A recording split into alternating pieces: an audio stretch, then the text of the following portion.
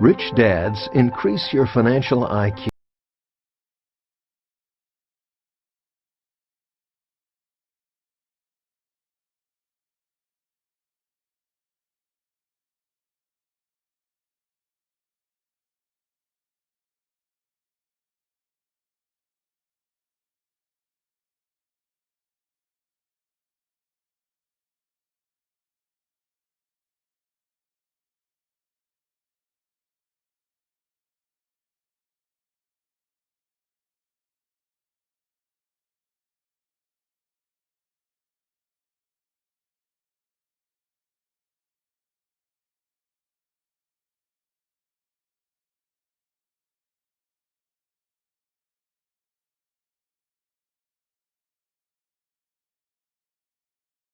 We want you to be rich, and then take a look at what has happened since then.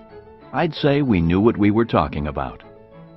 Robert is taking you one step further with Rich Dads Increase Your Financial IQ, and I have every reason to believe he will be as prescient as we were in 2006. I would advise you to pay attention to what he has to say. Robert and I have shared concerns, and we have traveled similar paths as teachers and businessmen. Both of us had rich dads who helped to shape our lives, our spirits, and our many successes. We are both entrepreneurs and real estate investors, and we are successful because we had financial education. We know its importance and are serious when it comes to financial literacy. Robert has said, "It's financial education that enables people to process financial information and turn it into knowledge. And most people don't have the financial education they need to take charge of their lives." I couldn't agree more. One thing I noticed immediately about Robert is that he is not complacent. He's very successful already because he loves what he's doing. That's another thing we have in common. That's fortunate for you because he has a lot of very good advice to give. As I said in Why We Want You to Be Rich, what's the point of having great knowledge and keeping it to yourself? Robert answers that question with every book he writes, and you're lucky he's sharing it with you. One of the first steps to getting richer by getting smarter with your money is to take advantage of opportunities when they present themselves. Right now, you are holding a great opportunity. My advice to you is to listen to Rich Dads Increase Your Financial IQ and to pay attention. You will be on the right path to financial freedom and on the right path to big success. By the way, don't forget to think big. We'll see you in the winner's circle. Author's note: money is not evil. One of the greatest failures of the educational system is the failure to provide financial education to students. Educators seem to think that money has some sort of taint to it, believing that the love of money is the root of all evil. As most of us know, it is not the love of money that is evil, it is the lack of money that causes evil. It is working at a job we hate that is evil. Working hard, yet not earning enough to provide for our families, is evil. For some, being deeply in debt is evil. Fighting with people you love over money is evil. Being greedy is evil, and committing criminal or immoral acts to get money is evil. Money by itself is not evil. Money is just money. The lack of financial education also causes people to do stupid things or be misled by stupid people. For example, in 1997, when I first published Rich Dad, Poor Dad and stated that your house is not an asset, your house is a liability, howls of protest went up. My book and I were severely criticized. Many self-proclaimed financial experts attacked me in the media. 10 years later, in 2007, as the credit markets crumbled and millions of people were in financial freefall, many losing their homes, some declaring bankruptcy, others owing more on their house than it was worth as real estate dropped in value, these individuals painfully found out that their homes are indeed liabilities, not assets.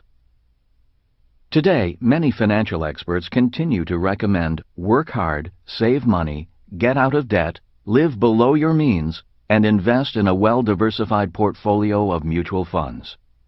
The problem with this advice is that it is bad advice. The rules of money have changed. Today, there is a new capitalism. Saving money, getting out of debt, and diversifying worked in the era of old capitalism. Those who follow the work hard and save money mantra of old capitalism will struggle financially in the era of new capitalism. It is this author's opinion that the lack of financial education in our school systems is a shame. In today's world, financial education is absolutely essential for survival, regardless of whether we are rich or poor, smart or not smart. As most of us know, we now live in the information age. Without financial education, people cannot process information into useful knowledge. Without financial knowledge, people struggle financially. Without financial knowledge, people do things such as buy a house and think their home is an asset. Or save money, not realizing that since 1971, their money is no longer money, but a currency. Or do not know the difference between good debt and bad debt. Or why the rich earn more, yet pay less in taxes. Or why the richest investor in the world, Warren Buffett, does not diversify. Without financial knowledge, people look for someone to tell them what to do. And what most financial experts recommend is to save money, get out of debt, live below your means, and invest in a well-diversified portfolio of mutual funds. Like lemmings simply following their leader, they race for the cliff and leap into the ocean of financial uncertainty, hoping they can swim to the other side. This audiobook will not tell you what to do. This audiobook is not about financial advice. This audiobook is about your becoming financially smarter so you can process your own financial information and find your own path to financial nirvana. In sum, this audiobook is about becoming richer by becoming smarter. This audiobook is about increasing your financial IQ. Introduction. Does money make you rich? The answer is no. Money alone does not make you rich. We all know people who go to work every day but fail to become richer. Ironically, many only grow deeper in debt with each dollar they earn. A friend of mine is a golfing fanatic. He spends thousands of dollars a year on new clubs and every new golf gadget that comes to market. The problem is, he will not spend a dime on golf lessons. Hence, his golf game remains the same, even though he has the latest and greatest in golf equipment. If he invested his money in golf lessons and used last year's clubs, he might be a much better golfer. The same nutty phenomenon occurs in the game of money. Billions of people invest their hard-earned money in assets such as stocks and real estate, but invest almost nothing in information. Hence, their financial scores remain about the same. This audiobook is not a get-rich-quick book or a book about some magic formula. This audiobook is about increasing your financial intelligence, your financial IQ. It is about getting richer by getting smarter. It is about the 5 basic financial intelligences that are required to grow richer, regardless of what the economy, stock, or real estate markets are doing. This audiobook is also about the new rules of money, rules that changed in 1971. One of the reasons why so many people are struggling financially is because they continue to operate according to the old rules of money. Old rules such as work hard, save money, invest for the long term in a well-diversified portfolio of stocks, bonds, and mutual funds. This audiobook is about playing by the new rules of money, but to do so requires increasing your financial intelligence and your financial IQ. Many people believe that it takes money to make money. This is not true. Ultimately, it is not gold, stocks, real estate, hard work, or money that makes you rich. It is what you know about gold, stocks, real estate, hard work, and money that makes you rich. Ultimately, it is your financial intelligence, your financial IQ that makes you rich. Chapter 1. What is financial intelligence? My poor dad had money problems all his life. No matter how much money he made, his problem was not enough money. Being from the world of academics, he did his best to push his financial problems aside and dedicate his life to a higher cause than money. He did his best to assert that money did not matter, even when it did. He was a great man, a great husband and father, and a brilliant educator, yet it was this thing called money that often called the shots, silently hounded him, and, sadly toward the end, was the measure he used to evaluate his life. As smart as he was, he never solved his money problems. My rich dad, who began to teach me about money at the age of 9, also had money problems. He solved his money problems differently than my poor dad. He acknowledged that money did matter, and he strove to increase his financial intelligence at every chance. To him, that meant tackling his money problems head-on and learning from the process. My rich dad was not nearly as academically smart as my poor dad, but because he increased his financial intelligence, my rich dad's money problem was too much money. Having 2 dads, one rich and one poor, I learned that rich or poor, we all have money problems. The money problems of the poor are not having enough money, using credit to supplement money shortages, the rising cost of living, paying more in taxes the more they make, fear of emergencies, bad financial advice, not enough retirement money.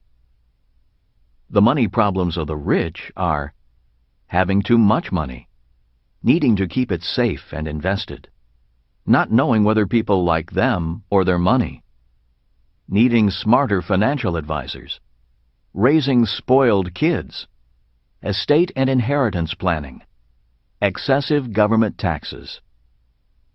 One of my favorite commercials is for a financial services company and starts with the rapper MC Hammer dancing with beautiful women, a Bentley and a Ferrari and an oversized mansion behind him. In the background, high-end specialty goods are being moved into the mansion. MC Hammer's one-hit wonder, "You Can't Touch This," is playing as all this is happening. Then the screen goes black and displays the words, 15 minutes later. The next scene is MC Hammer sitting on a curb in front of the same ridiculous mansion, his head in his hands, next to a sign that reads, "Foreclosed." The announcer says, "Life comes at you fast. We're here to help." The world is full of MC Hammers. We all have heard of lottery winners who win millions and then are deeply in debt a few years later, or the young professional athlete who lives in a mansion while he is playing and then lives under a bridge once his playing days are over, or the young rock star who is a multi-millionaire in his 20s and looking for a job in his 30s. Money alone does not solve your money problems. Hard work does not solve money problems. The world is filled with hard-working people who have no money to show for it, hard-working people who earn money yet grow deeper in debt, needing to work even harder for even more money. Education does not solve money problems. The world is filled with highly educated poor people. A job does not solve money problems. For many people, the letters JOB stand for just over broke. There are millions who earn just enough to survive but cannot afford to live. Many people with jobs cannot afford their own home, adequate health care, education, or even set aside enough money for retirement. What solves money problems? Financial intelligence solves money problems. Some examples of very common money problems are: I don't earn enough money. I'm deeply in debt. I have $10,000. What should I invest in? My child wants to go to college, but we don't have the money. I don't have enough money for retirement. I don't like my job, but I can't afford to quit. I'm retired and I'm running out of money. When I was a young boy, Rich Dad said to me, "Money problems make you smarter if you solve the problem. If you do not solve your money problem, that problem often grows into more problems."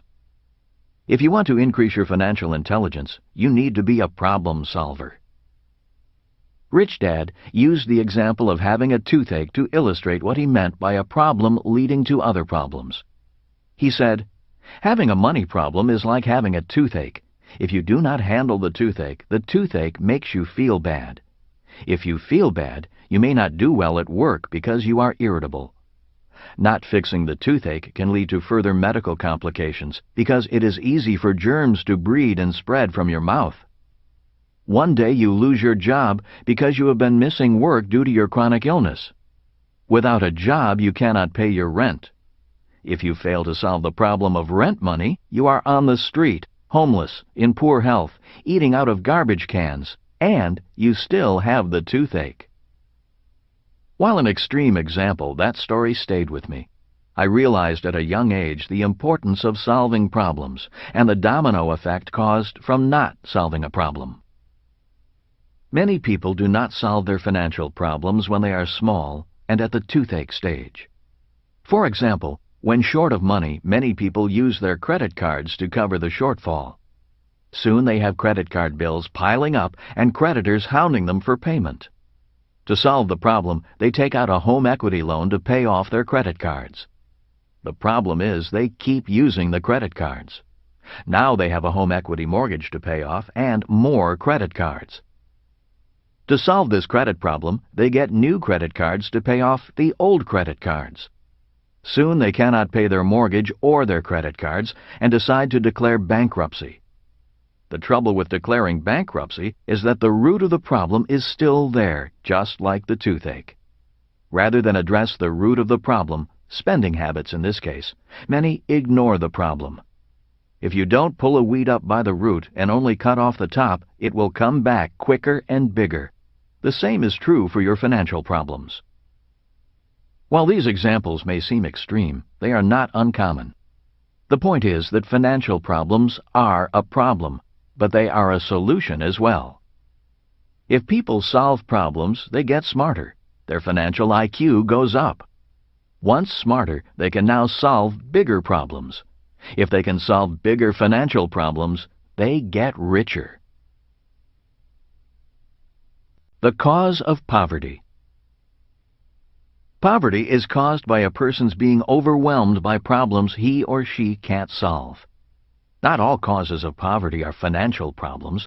They can be problems like drug addiction, marrying the wrong person, living in a crime-ridden neighborhood, not having job skills, not having transportation to get to work, or not affording health care. Some of today's financial problems, such as excessive debt and low wages, are caused by circumstances beyond an individual's ability to solve, problems that have more to do with our government and a smoke and mirrors economy. For example, one of the causes of low wages is high-paying manufacturing jobs moving overseas. Today there are plenty of jobs, but they are in the service sector, not manufacturing. When I was a kid, General Motors was the nation's largest employer. Today, Walmart is the nation's biggest employer. We all know that Walmart isn't known for its high-paying jobs or its generous pensions. 50 years ago, it was possible for a person without much education to do well financially. Even if you had only a high school degree, a young person could get a relatively high-paying job manufacturing cars or steel. Today, it's manufacturing burgers. 50 years ago, the manufacturing companies provided health care and retirement benefits. Today, millions of workers are earning less, while at the same time needing more money to cover their own medical expenses and save enough for retirement. Every day these financial problems are not solved, they grow bigger, and they stem from a larger national problem that is beyond the power of the individual to change or solve. They stem from poor economic policies and cronyism. The rules of money have changed. In 1971, President Nixon took us off the gold standard. This was a poor economic policy that changed the rules of money. It is one of the biggest financial changes in the history of the world, yet few people are aware of this change and its effect on the world economy today. One of the reasons so many people are struggling financially today is because of Nixon's actions. In 1971, the U.S. dollar died because it was no longer money. It became a currency. There's a big difference between money and currency. The word currency comes from the word current, like an electrical or an ocean current. The word means movement. In overly simple terms, a currency needs to keep moving. If it stops moving, it rapidly loses value. If the loss of value is too great, people stop accepting it. If people stop accepting it, the value of the currency plummets to zero. Historically, all currencies eventually go to zero. Throughout history, governments have printed currencies. During the Revolutionary War, the U.S. government printed a currency known as the Continental. It was not long before this currency went to zero. After World War I, the German government printed a currency in hopes of paying its bills. Inflation exploded, and the German middle class had its savings wiped out. In 1933, frustrated and broke, the German people elected Adolf Hitler to power in the hopes he would solve their financial problems. Also in 1933, Franklin Roosevelt created Social Security to solve the money problems of the American people. Although very popular, Social Security and Medicare are about to erupt into massive financial problems. If the U.S. government prints more funny money, that is, currency, to solve these two massive financial problems, the value of the U.S. dollar will die faster, and the financial problem will get bigger. This is not a future problem, it is happening now. According to a recent report by Bloomberg, the U.S. dollar has lost 13.2% of its purchasing power since George W. Bush took office in January 2001. When the rules of money changed in 1971, savers became losers and debtors became winners. A new form of capitalism emerged. Today, when I hear people saying, "You need to save more money," or "save for retirement," I wonder if the person realizes that the rules of money have changed. Under the old rules of capitalism, it was financially smart to save money. But in the new capitalism, it's financial insanity to save a currency. It makes no sense to park your currency. A currency's purpose is to acquire assets, assets that are either appreciating in value or producing cash flow. A currency must move quickly to acquire real assets with real value, because the currency itself is rapidly declining in value. Another change in the rules of money. Another change in the rules of money occurred in 1974. Prior to 1974, businesses took care of an employee's retirement. They guaranteed the retiree a paycheck for as long as the retiree lived. As you probably already know, that is not the case any longer. Pension plans that pay an employee for life are called defined benefit or DB pension plans. Today, very few companies offer these plans. They are simply too expensive. After 1974, a new type of pension plan emerged, the defined contribution DC plan. Today, such plans are known as 401ks, IRAs, Kiyos, etc. Simply put, a DC plan has no guarantee of a paycheck for life. You only get back what you and your employer contribute, if you and your employer contribute anything. The newspaper USA Today found in a survey that the greatest fear in America today is not terrorism, but the fear of running out of money during retirement. And the fear is valid. The U.S. education system doesn't equip its citizens with the financial knowledge required to successfully invest for retirement. If schools teach anything about money, they teach kids to pick a few mutual funds and pay bills on time. Hardly enough financial education to handle the financial problems we face. Beyond that, most people don't realize that the rules of money have changed, and that if they are savers, they are losers. That the rules of money have changed, that those changes make you poorer, and that they are out of your control may seem unfair, and it is. The key to becoming rich is to recognize that the system is unfair, learn the rules, and use them to your advantage. How the poor handle money problems. When it came to describing the poor, Rich Dad said, "The poor see money problems only as problems. Many feel they are victims of money. They think that if they had more money, their money problems would be over. Little do they know that their attitude towards money problems is the problem. Their inability to solve or avoidance of them only prolongs their money problems and makes them bigger. Instead of becoming richer, they become poorer. Instead of increasing their financial IQ, the only thing the poor increase is their financial problems. How the middle class handle money problems.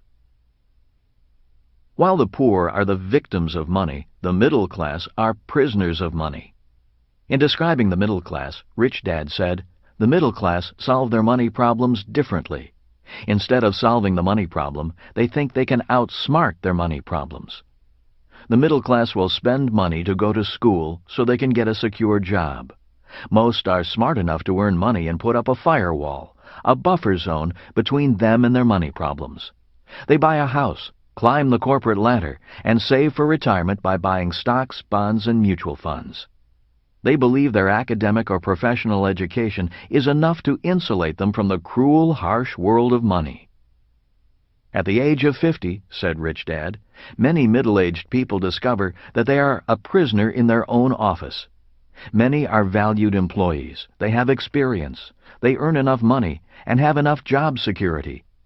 Yet deep down they know they are trapped financially, and they lack the financial intelligence to escape from their office prison. They look forward to surviving 15 more years, when at age 65 they can retire and then begin to live. On a leaner budget, of course. How the rich handle money problems. When looking at financial intelligence, it becomes easy to see that there are 5 core intelligences an individual must develop to become rich.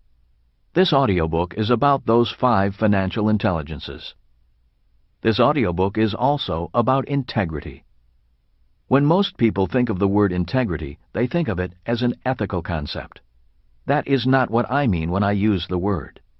Integrity is wholeness.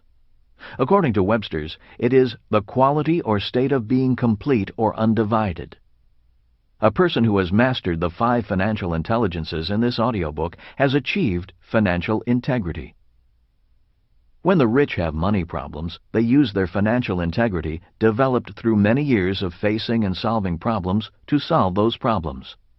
If the rich don't know the answer to their money problems, they don't walk away and throw in the towel.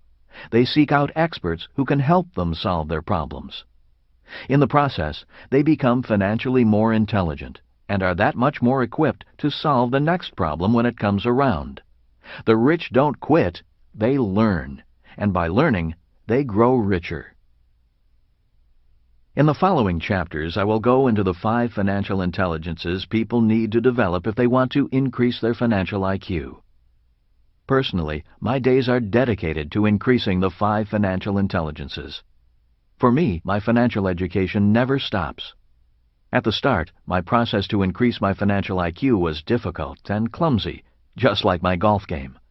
There was a lot of failure, a lot of money lost, a lot of frustration, and a lot of personal doubt. At first, my classmates made more money than me.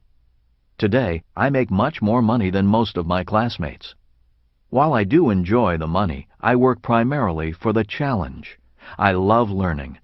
I work because I love the game of money, and I want to be the best I can be at my game. I could have retired a long time ago, but what would I do if I retired? Play golf? Golf is not my game. Golf is what I do for fun. Business, investing, and making money is my game. I love my game. I am passionate about the game. So if I retired, I would lose my passion. And what is life without passion? Do I think everyone should play this game of money? My answer is, like it or not, everyone is already playing the game of money. Rich or poor, we are all involved in the game of money. The difference is some people play harder, know the rules, and use them to their advantage more than others. Some people are more dedicated, more passionate, more committed to learning and to winning. When it comes to the game of money, most people are playing, if they know they are playing at all, not to lose, rather than playing to win. Since we are all involved in the game of money anyway, better questions may be, are you a student of the game of money? Are you dedicated to winning the game? Are you passionate about learning? Are you willing to be the best you can be? Do you want to be as rich as you can be? If you are, then continue on. This audiobook is for you. In summary,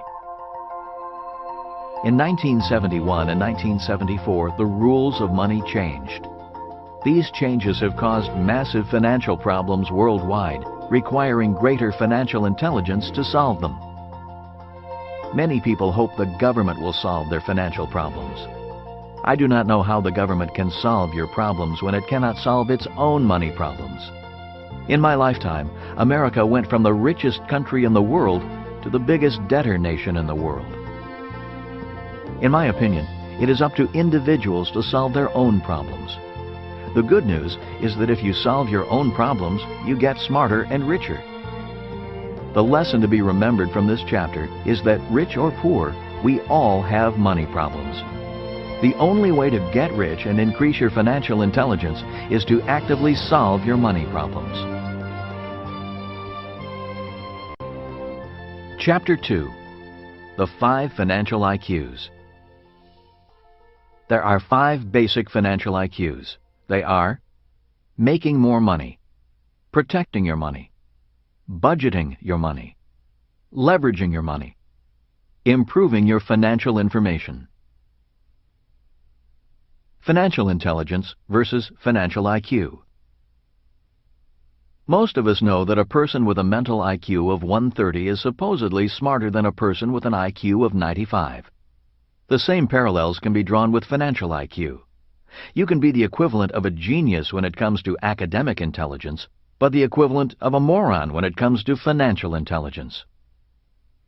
Often I am asked, what is the difference between financial intelligence and financial IQ? My reply is, financial intelligence is that part of our mental intelligence we use to solve our financial problems. Financial IQ is the measurement of that intelligence. It is how we quantify our financial intelligence.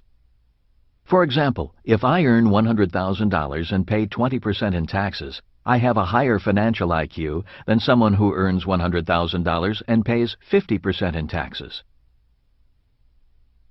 Financial IQ number 1. Making more money. Most of us have enough financial intelligence to make money. The more money you make, the higher your financial IQ number 1. In other words, a person who earns $1 million a year has a measurably higher financial IQ number 1 than a person who earns $30,000 a year. And if 2 people each make $1 million a year and one pays less in taxes than the other, that person has a higher financial IQ. Financial IQ number 2. Protecting your money. A simple truth is that the world is out to take your money. But not all who take your money are crooks. One of the biggest financial predators of our money is taxes. If a person has a low financial IQ, he or she will pay more in taxes. An example of financial IQ is someone who pays 20% in taxes versus someone who pays 35% in taxes. The person who pays less in taxes has a measurably higher financial IQ. Financial IQ number 3. Budgeting your money. Budgeting your money requires a lot of financial intelligence. Many people earn a lot of money but fail to keep much money simply because they budget poorly. For example, a person who earns and spends $70,000 a year has a lower financial IQ than a person who earns $30,000 and is able to live well on $25,000 and invest $5,000. Being able to live well and still invest, no matter how much you make, requires a high level of financial intelligence. Having a surplus is something you have to actively budget for. Financial IQ number 4. Leveraging your money. After a person budgets a surplus, the next financial challenge is to leverage their surplus of money. While savings and a diversified mutual fund portfolio are a form of leverage, there are better ways to leverage your money. If a person is truthful, he or she has to admit it doesn't require much financial intelligence to save money and invest in mutual funds. You can train a monkey to save money and invest in mutual funds. That is why the returns on those investment vehicles are historically low. Financial IQ number 4 is measured in return on investment. For example, a person who earns 50% on his or her money has a higher financial IQ than someone who earns 5%. One more point. Many people think that higher returns on investment require higher degrees of risk. That is not true. Later in this audiobook, I will explain how I achieve exceptional returns and pay very little, if anything, in taxes, all with very low risk. Financial IQ number 5. Improving your financial information. There is a bit of wisdom that goes, you need to learn to walk before you can run. This is true with financial intelligence. Before people can learn how to earn exceptionally high returns on their money, they need to learn the basics and the fundamentals of financial intelligence. One of the reasons so many people struggle with leveraging their money is because they are taught to turn their money over to financial experts, such as their mutual fund manager. The problem with turning your money over to financial experts is that you fail to learn, fail to increase your financial intelligence, and fail to become your own financial expert. It's easy to increase your financial intelligence if you have a strong foundation of financial information. But if your financial IQ is weak, then new financial information can be confusing and have seemingly little value. One of the benefits of being dedicated to your financial education is that over time you will be better able to grasp more sophisticated financial information, just as mathematicians are able to do complex equations after years of practicing math problems. Personally, I do pretty well when it comes to financial information. After years of study, I can sit in a room and understand most financial concepts. Yet when it comes to technology, I'm a dinosaur. I can barely use a cell phone or turn on a computer. My job in this audiobook is to make financial information as simple as possible. My promise to you is that I write only about things I have done or am currently doing. As you know, there are many teachers and authors who tell you what you should be doing, but don't do what they are advising. Many financial experts do not really know if what they talk or write about actually works. This does not mean I recommend you do exactly what I do, nor does it mean what I do will work for you. I simply want to share with you my experiences, a journey of solving financial problems that continues today. I share with you what I have learned, with the intent that it will assist you in increasing your own financial IQ number 5, improving your financial information. We have other IQs. We are all different. We have different interests and dislikes. We have different strengths and weaknesses. We have different gifts and geniuses. I say this because I do not think financial intelligence is the most important intelligence or the only intelligence. Financial intelligence is simply an intelligence we all need, since we live in a world of money, or to be more exact, currency. As my rich dad said, rich or poor, smart or not smart, we all use money. There are many important types of intelligence, such as medical intelligence. Every time I see my doctor, I am grateful that he dedicated his life to developing his intelligence and his gift. I am also glad I have enough money and insurance to pay for whatever medical challenges I may face. To this, Rich Dad said, "Money is not the most important thing in life, but money does affect everything that is important." When you think about it, money affects our standard of living, health, and education. Studies show that poor people have poorer health, poorer education, and a shorter lifespan.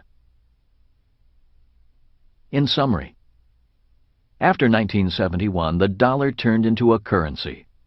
In 1974, businesses stopped paying employees a paycheck for life. As a result of these two major changes, financial intelligence became more important than ever. In summary, the 5 financial IQs are: Financial IQ number 1, making more money. Financial IQ number 2, protecting your money. Financial IQ number 3, budgeting your money.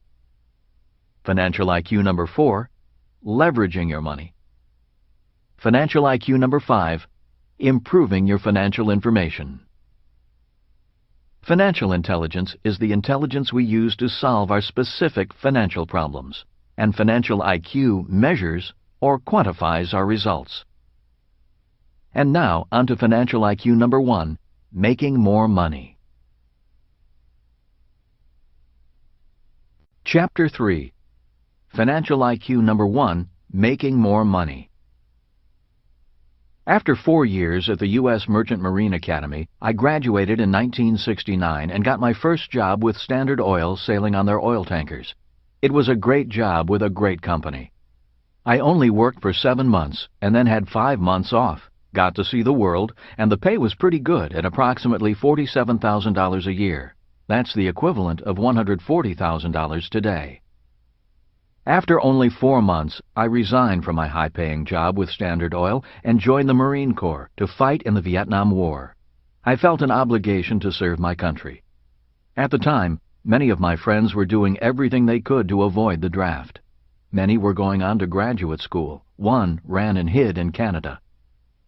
For me, going to war and fighting was not the hardest part of my decision. From my naive vantage point, the war actually seemed kind of exciting. I was not concerned about fighting, killing, and possibly being killed. The toughest part of my decision was the pay cut I would have to take. Marine Corps second lieutenants were being paid $2,400 a year. At Standard Oil, I was making that in 2 weeks. 5 years later, with 1 year spent in Vietnam flying helicopters, I was honorably discharged from the Marine Corps. My first and immediate challenge was financial IQ number 1, making more money. I was 27 years old and had 2 great professions to fall back on, one as a ship's officer, the second as a pilot. For a while, I considered returning to Standard Oil and asking for my job back. I liked Standard Oil and I liked San Francisco. I also liked the pay. I would have started at about $60,000 a year, since Standard Oil counted my time in the Marine Corps towards seniority. My second option was to get a job as a pilot with the airlines. Most of my fellow Marine pilots were being offered great jobs with a pretty good starting pay of about $32,000 a year. Although the pay was not as good as Standard Oil, being an airline pilot appealed to me. On top of that, whatever the airlines would pay me had to be better than the $985 a month the Marine Corps was paying me to be a pilot after 5 years of service. Instead of returning to Standard Oil or flying for the airlines, however, I took a job with the Xerox Corporation in downtown Honolulu. My starting pay was $720 a month. Once again, I took a pay cut. My friends and family thought the war had made me crazy. Now you may ask why I would take a job paying only $720 a month in a very expensive city like Honolulu. The answer is found in the theme of this book, Increasing Financial IQ. I took the job with Xerox not for the pay, but to increase my financial intelligence. I decided that the best way for me to earn money was as an entrepreneur. I knew that if I were to become an entrepreneur, I needed sales skills. There was only one problem. I was terribly shy and dreaded rejection. The 4 years I spent working for Xerox, from 1974 to 1978, were very hard. For the first 2 years I was almost fired a number of times because I couldn't sell, but I had a goal to become the top salesman in the Honolulu branch, and I faced my challenges with determination. After the first 2 years, the sales training and the on-the-street experience began to pay off, and I finally reached my goal of becoming number 1 in sales at the Honolulu branch. I had solved the problem of being shy and hating rejection, and had learned to sell. Even better, I was making a lot more money than I would have as a ship's officer or an airline pilot.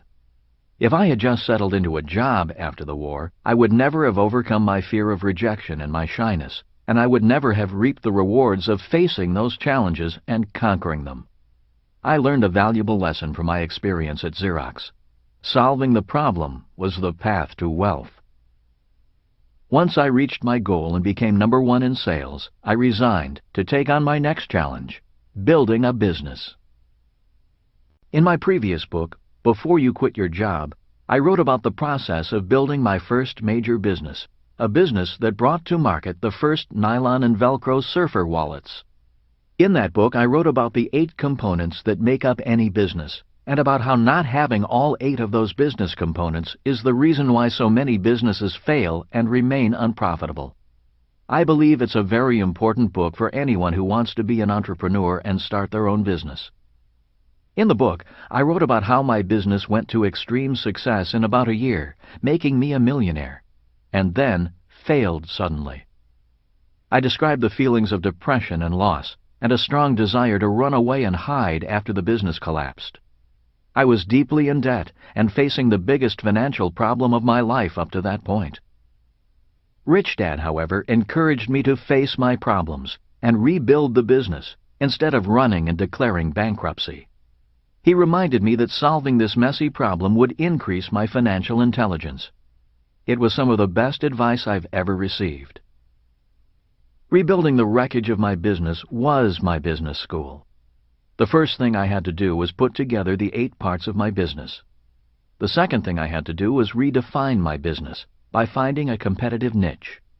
You see, by 1981, the year I was rebuilding the business, the market was inundated by other wallet makers. Prices for wallets dropped from $10 at retail, the price I had established, to $1 a wallet on the streets of Waikiki and the world. Nylon wallets had become a commodity, and as you know, the market for commodities goes to the lowest-priced producer. In order to compete as a commodity, I needed a market niche. I needed to become a brand. That opportunity came in the form of rock and roll. As described in Before You Quit Your Job, I stumbled into the rock and roll business and saved my business by licensing the rights to use rock band names on my wallets. Soon, I was producing wallets for Van Halen, Judas Priest, Duran Duran, Iron Maiden, and others. Because I was a legally licensed product, I got my retail price back up to $10 a wallet. Although I now had to pay a royalty to the bands, being a legally licensed rock and roll product opened doors to retailers across America and throughout the world. My business boomed, and money came pouring back in. As I've said, the way to increase one's financial intelligence is by solving the problem in front of you. By 1981, I had solved the problem of rebuilding my business. Then the next problem appeared: beating my low-priced competitors and the imitators who took my product and were making money while I was losing money. This problem came in the form of pirates. The very people who copied my first product, the original nylon wallet, were now copying my competitive niche. They started producing the same licensed products I was producing, selling at lower prices, only not paying a royalty to the bands. After a few months of fighting the pirates, I realized the only people getting rich were my attorneys. There is a saying that goes, "If you can't beat them, join them." Tired of hemorrhaging money in a losing battle, I fired my attorneys and flew to Korea, Taiwan, and Indonesia to join forces with the pirates. Instead of fighting them in court, which was costing me much more money than I was making, I licensed my competitors to produce my wallets for me. My production costs dropped, my legal fees went down, and I had better factories behind me. I could now do what I did best: sell. Business boomed again. Soon our products were in department stores and at rock concerts. In 1982, a new television channel hit the airwaves, MTV. Our business went through the roof, and once again, money poured in. In January of 1984, I sold my share of the rock and roll nylon wallet business to my 2 partners. Kim and I left Hawaii and moved to California to start our business education company. I had no idea there would be such a difference between selling a product and selling education. 1985 was the worst year of our lives. Our savings ran out, and soon the problem of not enough money was a major one. I'd been broke before, but Kim hadn't. That she stayed with me is a testament to her character, not my good looks. Yet we worked together and built an international business teaching entrepreneurship and investing with offices in the U.S., Australia, New Zealand, Singapore, and Canada. In 1994, Kim and I sold the business and retired with enough passive income from our real estate investments to support us for the rest of our lives. But we got bored. After our brief retirement, Kim and I produced our board game Cash Flow in 1996, and Rich Dad Poor Dad was released as a self-published book in 1997. In mid-2000, Oprah Winfrey had me on her program for an hour, and the rest is history. Today, the Rich Dad Company is an international business. Much of the success is due to lessons learned from the failures and successes of my previous businesses. If I hadn't learned from solving my problems, I would never have made it this far. If I had thrown in the towel and let circumstances overwhelm me, you wouldn't be listening to this audiobook right now. Every goal has a process. As we all know, every worthwhile goal has a process and takes work. For example, to become a medical doctor, there is a rigorous process of education and training. Many people dream of becoming a doctor, but the process gets in their way. One of the reasons people lack financial IQ number 1, making more money, is because they want the money, but not the process. What many people do not realize is that it's the process that makes them rich, not the money. One of the reasons lottery winners or kids who inherit family wealth are soon broke is because they received the money but did not have to go through the process. Many other people fail to become rich because they value a steady paycheck more than the learning process of becoming financially smarter and richer. They are held back by the fear of being poor. It is this very fear that keeps them from taking the chances and solving the problems required to become rich. At this point, it's important to point out that financial intelligence is also emotional intelligence. Warren Buffett, the world's richest investor, says, "If you cannot control your emotions, you cannot control your money." The same is true for your process. One of the toughest parts of my process was not quitting when I was depressed, not losing my temper when I was frustrated, and to continue to study when I wanted to run. Another reason many people fail in their process is they cannot live without instant gratification. The main reason I mentioned the low pay I received at the start of my life was to illustrate the importance of delayed gratification. Many will sacrifice a richer tomorrow for a few bucks today. I did not make much money in my 20s and 30s, but I make millions today. One of the reasons people do not increase financial IQ number 1 and increase their income is because they stick with what they know. Instead of taking on a new challenge and learning, they play it safe. Now, this doesn't mean you should do stupid and risky things. There are many things we could do but choose not to. My point is that I chose my next challenge carefully, not haphazardly. I asked myself, what will my life be like if I take on this challenge and succeed? It's the same question I ask you to ask yourself. Helen Keller, the subject of the great movie The Miracle Worker, once said, "Life is a daring adventure, or nothing." I agree. In my opinion, one way to increase your financial intelligence number 1 is to look at life as a learning adventure. For too many people, life is about playing it safe, doing the right things, and choosing job security over life. Your life does not have to be risky or dangerous. Life is about learning, and learning is about adventure. That is why I didn't go back to sailing ships or flying planes, even though I loved both professions. It was time for a new adventure. Intelligence is not about memorizing old answers and avoiding mistakes, behavior our school system defines as intelligent. True intelligence is about learning to solve problems in order to qualify to solve bigger problems. True intelligence is about the joy of learning rather than the fear of failing. One of the reasons I make more money than my classmates who sailed ships or flew planes is because they worked for paychecks. I, on the other hand, wanted to build assets as an entrepreneur and acquire assets as an investor. In other words, if you look at the 4 types of people in the cash flow quadrant, employees and self-employed workers focus on the income column of their financial statement, and big business owners and investors focus on the asset column. One of the hardest things to get across to an employee or the self-employed worker is that a big business owner or investor doesn't work for money. A big business owner or investor technically works for free. Employees and the self-employed work to be paid, and they must be paid before they work. Working for free possibly for years, is not in their emotional or professional makeup. As a general rule, they do not work to build or acquire assets.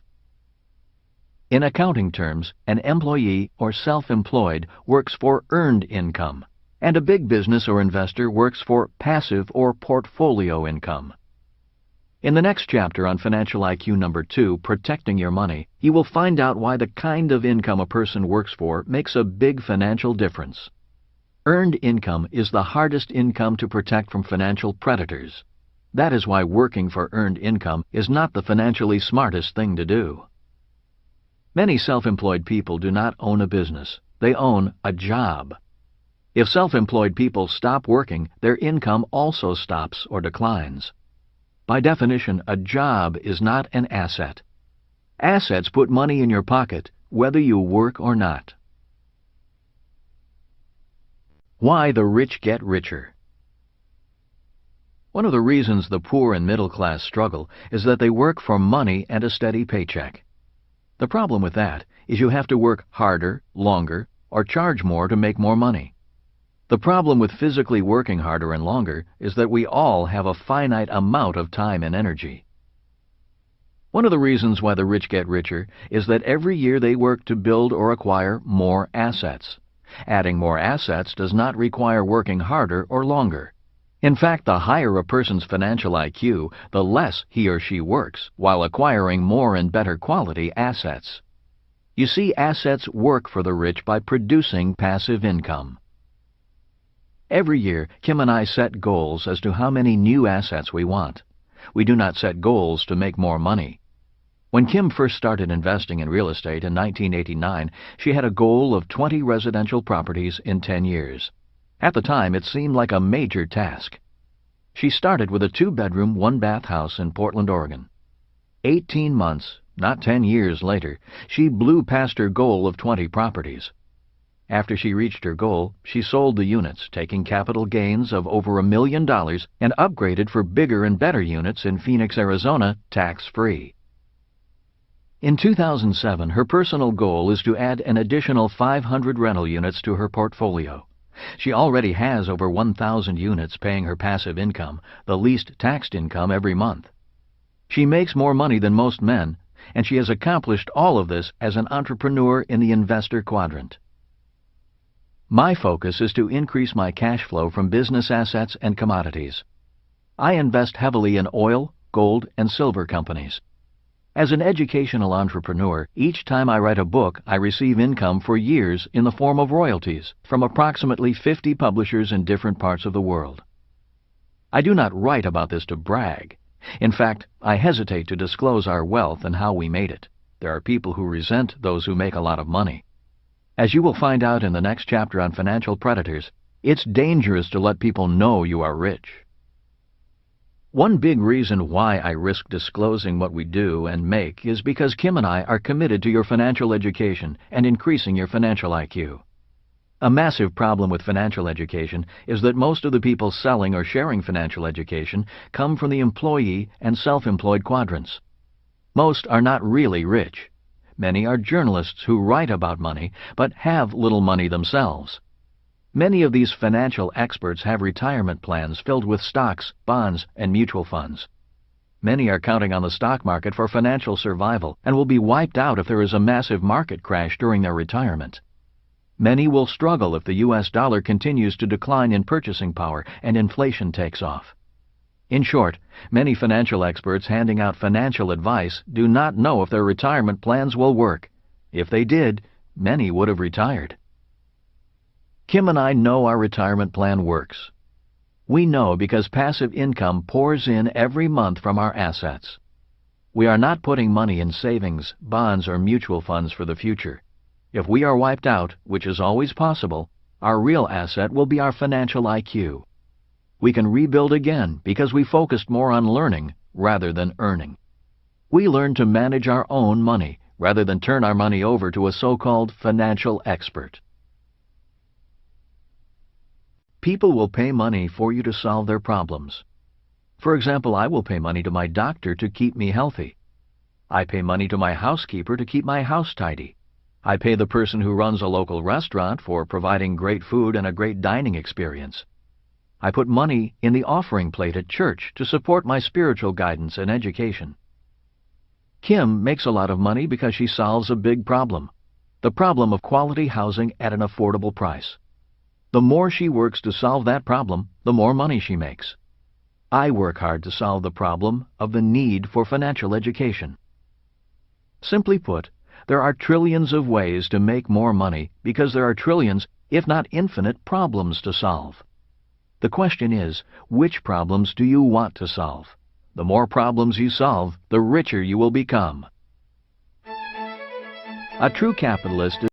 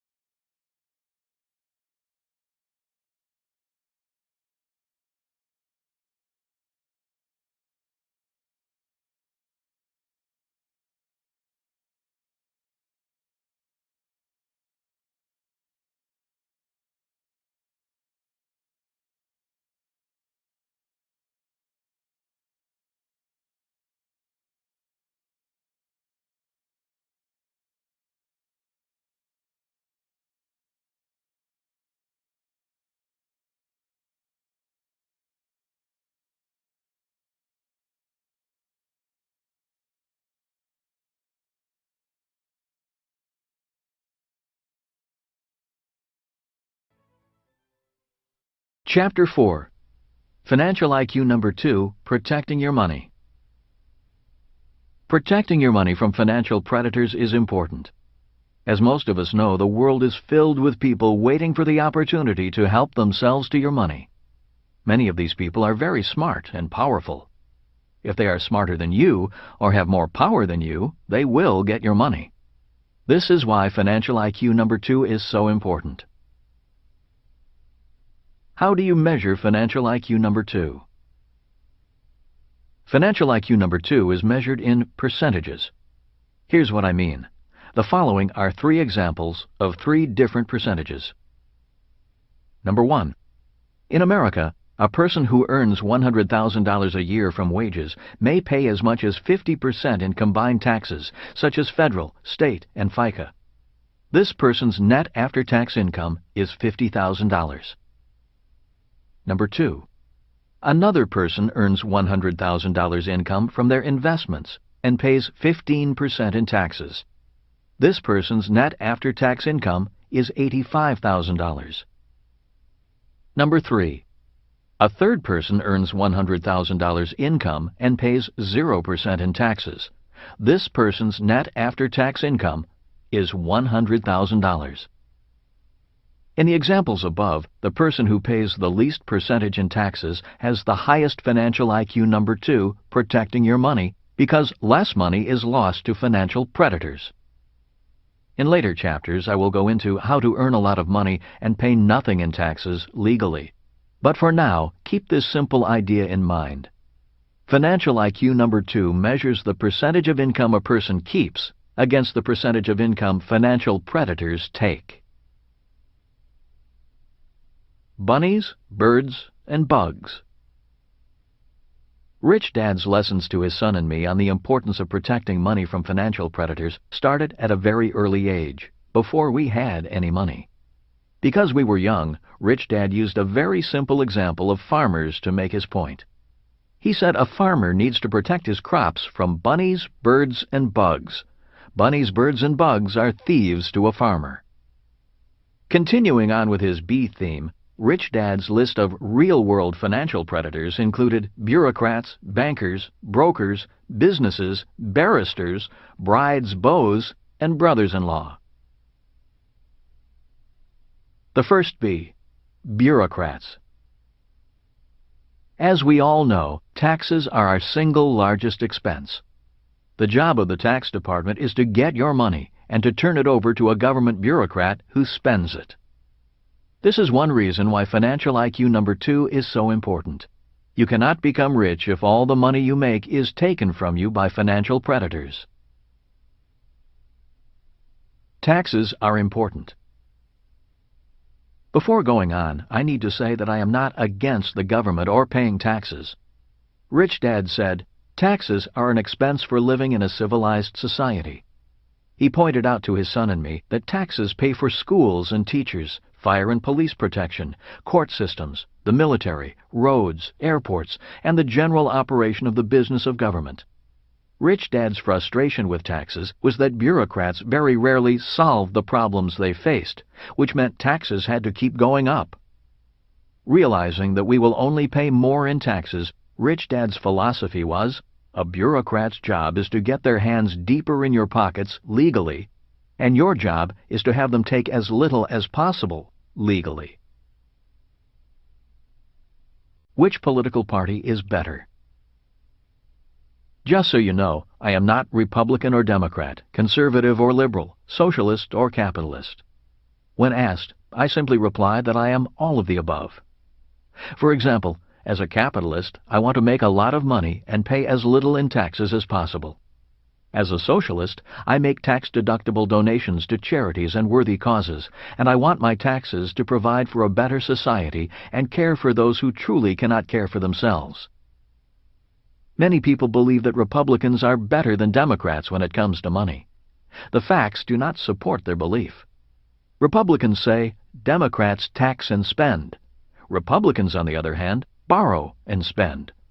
The net result, regardless of party, is increasing long-term national debt, a debt that will be passed on to future generations in the form of higher taxes.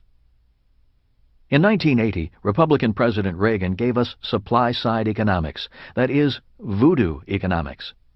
The new economic theories promoted by the great communicator Reagan, an actor, not an economist, were the illusion that we could cut taxes and continue to pay the government's bills by borrowing money. This is the same as taking a cut in pay and using credit cards to pay bills.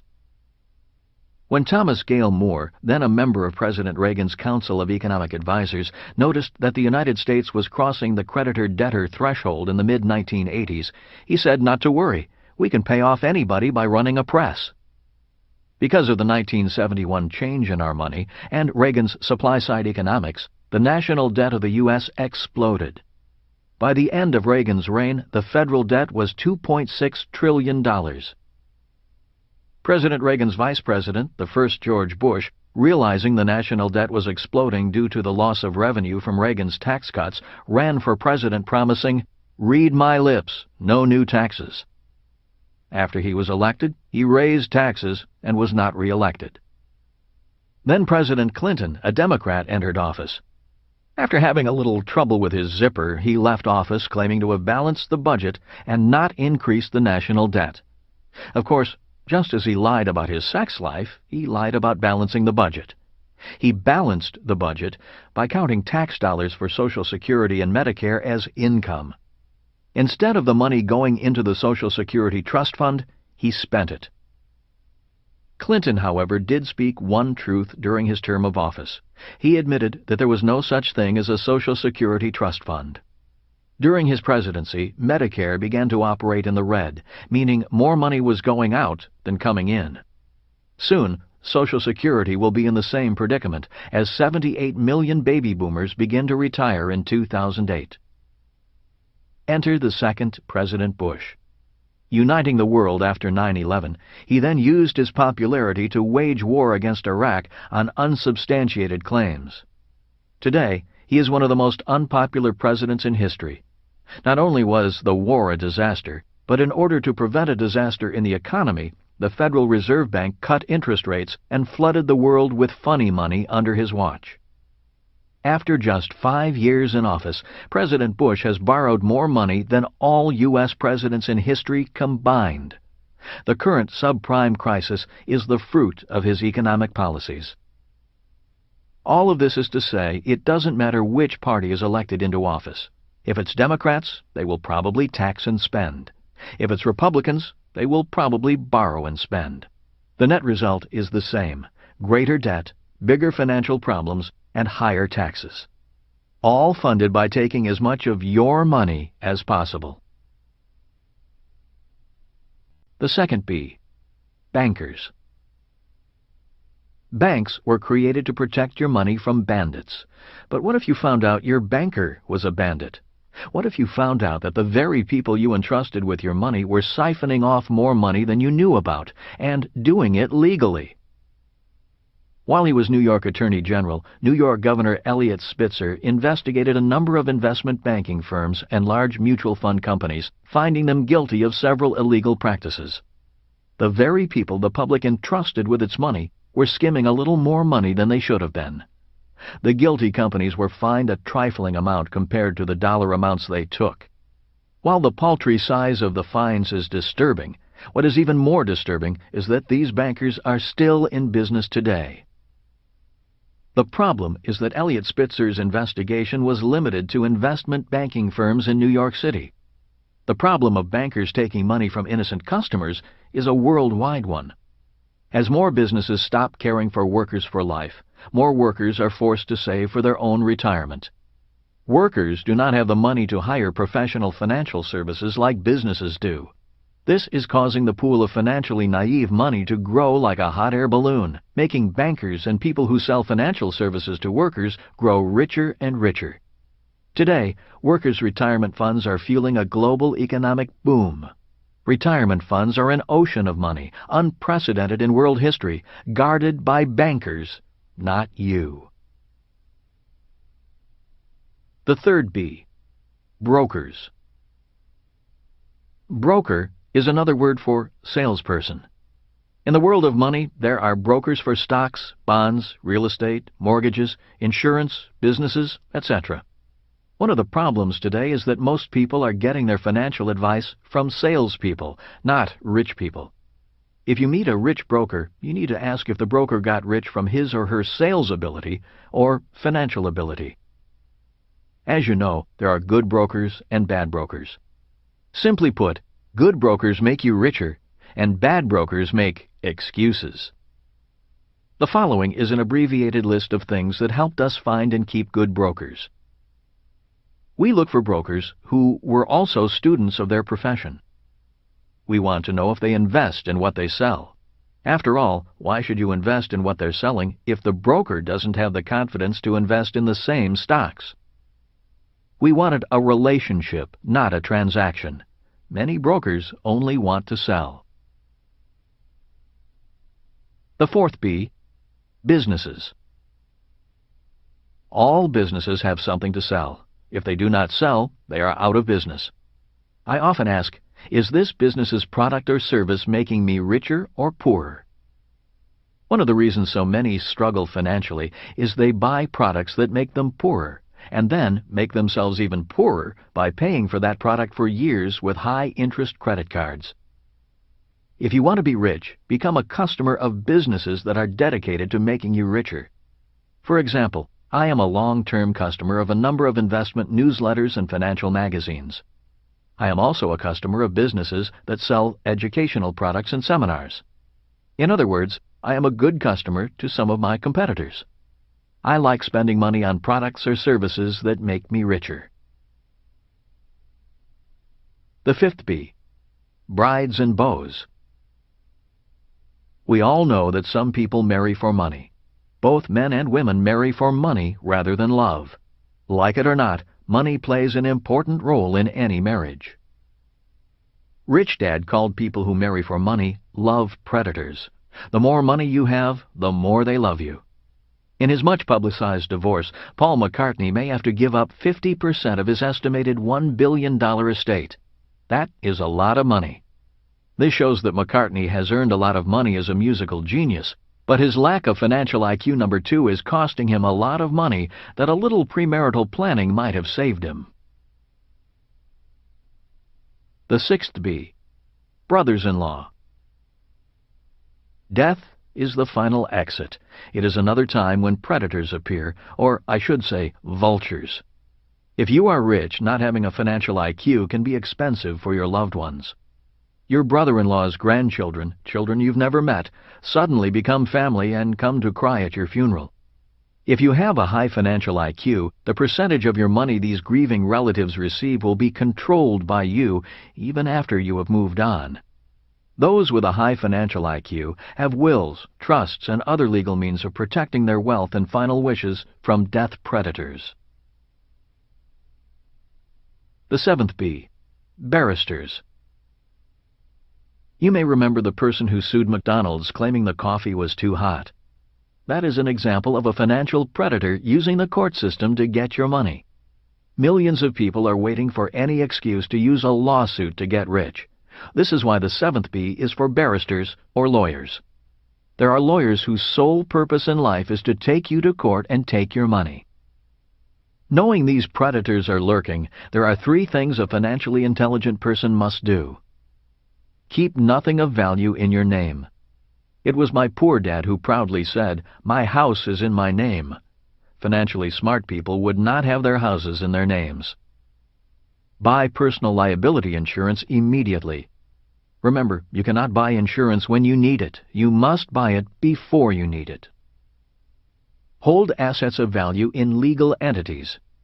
In the U.S., the good legal entities are C corporations, S corporations, limited liability corporations, LLCs, and limited liability partnerships, LLPs. There are also bad legal entities. These are sole proprietorships and general partnerships. The rules have changed. As you know, in 1974, workers needed to become investors saving for their retirement. This gave rise to the 401k. The problem with a 401k is that the government plugged this loophole for workers too. Let me explain. When a person works for money, his or her income is taxed as earned income, the most highly taxed income. When a worker withdraws money from his or her 401k plan, that income comes out as, you guessed it, earned income. Guess what interest from savings is taxed at? Once again, earned income. This means a person who works hard, saves money, gets out of debt, and saves for retirement in a 401k plan is working for the most highly taxed income, earned income. This is not financially intelligent. People following these rules demonstrate a low financial intelligence because they give away a large percentage of their income. A financially intelligent person does not want a big paycheck. A financially educated person would rather be paid royalties or dividends because taxes are lower on these types of income. A knowledgeable investor at least knows enough to invest for portfolio or passive income. Personally, I am not trying to change the system. My personal philosophy is that it is easier to change myself than to change the system. In other words, I am not a person who battles the winds that drive windmills. Hence, I am not politically inclined. I don't believe politics or politicians are effective against those who run the world of money. It seems that most politicians, in order to be elected, need to be pawns of the very people who control the world's money. Most financial advisors are employees of these world bankers. I simply want to know the rules and play by the rules. This does not mean I believe the rules are fair or equitable. They aren't. The rules of money are what they are, and they change regularly. Besides, this new world of money, even though unfair, has done a lot of good. It has brought tremendous wealth and new products to the world, raising the standards of living everywhere. Quality of life for billions of people is improving. Money has done a lot of good. Unfortunately, these changes have come at great expense to many countries, our environment, and many people. Many have become very rich taking advantage of the financially naive. Many have become rich by taking the wealth of others. This is why financial IQ number 2, protecting your money, is a very important financial intelligence. Ignorance is bliss, and that's what the financial predators are banking on, your ignorance making them blissfully rich. Chapter 5. Financial IQ number 3, budgeting your money. My poor dad often advised, live below your means. My rich dad said, if you're going to be rich, you need to expand your means. In this chapter, you will find out why living below your means is not a financially intelligent way to become rich. You will learn about budgeting, and that there are two kinds of budgets. One is a budget deficit, and the other is a budget surplus. The reason financial IQ number 3 is so important is because learning how to budget for a surplus is the key to becoming rich and staying rich. A budget is a plan.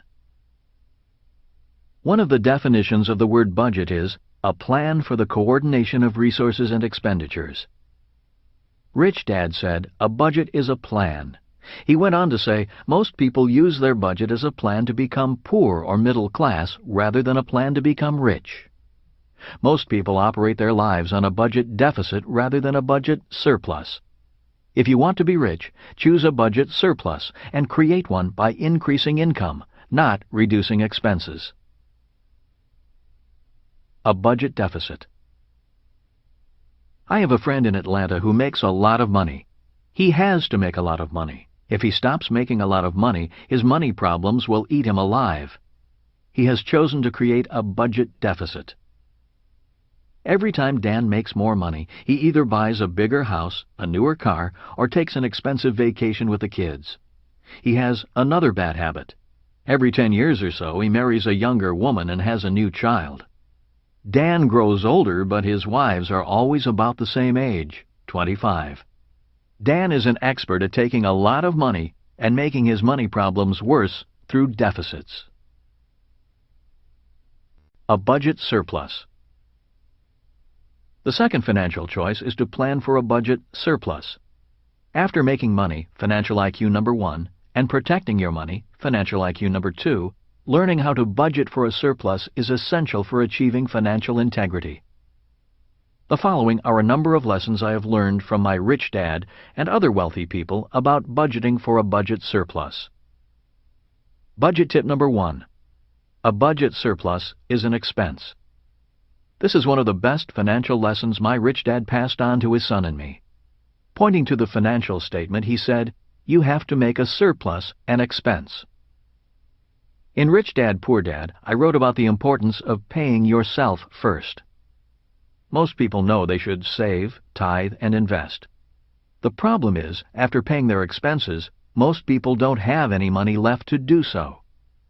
In other words, most of the middle class's financial priorities are: priority number 1, get a high-paying job. Priority number 2, make the mortgage and car payments. Priority number 3, pay bills on time. Priority number 4, save, tithe, and invest. In other words, paying themselves first is their last priority. In order to create a budget surplus, a surplus must be a priority. The best way to make a surplus a priority is to reprioritize your spending habits. Make saving, tithing, and investing at least priority number 2, and list them as an expense on your financial statement. I know most of you can agree with the logic of what I am saying and agree that people need to make saving, tithing, and investing a higher priority. I also know this is easier said than done, so let me tell you how Kim and I handled this problem. Soon after we were married, we had the same financial problems many newlyweds have. We had more expenses than income. To solve this problem, we hired Betty the bookkeeper. Betty was instructed to take 30% of all income off the top as an expense and put that money in the asset column. Using simple numbers as an example, if we had $1,000 in income and $1,500 in expenses, Betty was to take 30% of the $1,000 and put that money in the asset column. With the remaining $700, she was to pay the $1,500 in expenses. Betty nearly died. She thought we were nuts. She said, "You can't do that. You have bills to pay." She almost quit. You see, Betty was a great bookkeeper, but she budgeted like a poor person. She paid everyone else first and herself last. Since there was rarely anything left over, she paid herself nothing. Her creditors, the government, and bankers were all more important than Betty. Betty argued and fought. All of her training told her to pay everyone else first. The thought of not paying her bills or taxes made her weak in the knees. I finally got her to understand she was doing us a favor. She was helping us out. I explained to her that she was helping us solve a very big problem, the problem of not having enough money. And as you know, solving problems make us smarter. When she understood she was actually creating income through expense, she was willing to go along with our plan to create a budget surplus. For every dollar of income, Betty would take 30 cents and put it in savings, tithing, and investing. With the 70 cents from every dollar left, she was to pay taxes, liabilities such as our mortgage and car payments, and then our bills such as electricity, water, food, etc. Needless to say, for a long time we came up short every month. There were some months Kim and I came up as much as $4,000 short. We could have paid the $4,000 from our assets, but that was our money. The asset column belonged to us. Instead of panicking, Betty was instructed to sit down with us and let us know how short we were each month. After taking a deep breath, Kim and I would then say, "It's time to get back to financial IQ number 1, making more money." With that, Kim and I would hustle around doing whatever we could to make more money. Kim, with her marketing background, often called businesses and offered to consult with them on their marketing plans. She also took modeling jobs and sold a line of clothes. I offered to teach investment or sales and marketing classes. For a few months I trained sales teams at a local real estate company. I even made money by helping a family move and by clearing some land for another family. In other words, we swallowed our pride and did whatever it took to make the extra money. Somehow we always made it, and somehow Betty stuck with us and assisted us with our problem, solution, and process, even though she worried more about us than we did. Unfortunately, Betty could help us, but was unwilling to help herself. Last we heard, she retired and moved in with her single daughter. They share expenses, using Betty's payments from Social Security to pay them. They do not have a budget surplus. In 1989, Kim purchased her first rental property. She put down $5,000 and made $25 in positive cash flow per month. Today, Kim controls a multi-million-dollar portfolio and over 1,000 rental units. If we had not made investing an expense and paid ourselves first, we might still be paying everyone else first. God is our partner. As far as tithing goes, we continue to donate a large percentage to charitable organizations. It's important to give. As my very religious friend says, God does not need to receive, but humans need to give. Also, the reason we give is because tithing is our way of paying our partner, God. God is the best business partner I've ever had. He asks for 10% and lets me keep the other 90%. You know what happens if you stop paying your partners? They stop working with you. That is why we tithe.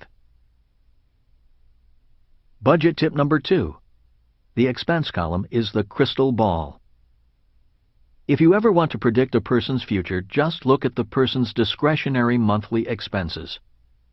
Rich Dad said, "You can tell a person's future by looking at what they spend their time and money on."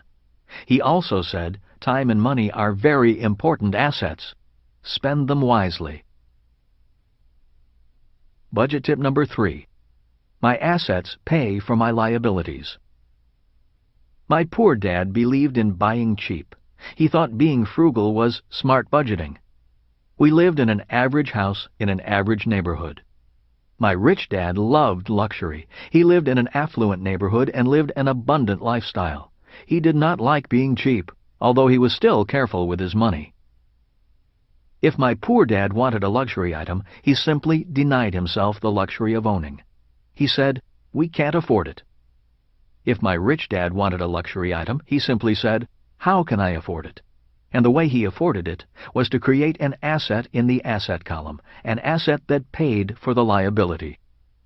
In other words, he acquired assets by paying himself first.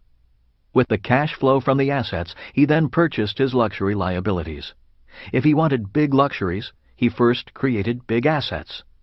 What many people do is buy big luxuries first and never have enough money to purchase assets. Again, it's a matter of priorities. The Bentley account. 2 years ago, I wanted a new car, a Bentley convertible. The price? $200,000. I had the money in my asset column. I could have purchased the car for cash. The problem with buying a $200,000 Bentley with cash is that the car is worth only $125,000 the moment I drive it off the lot. That is not a smart use of my cash. Instead of spending my cash, I called my stockbroker Tom and authorized him to convert some of my gold and silver shares into $200,000 cash.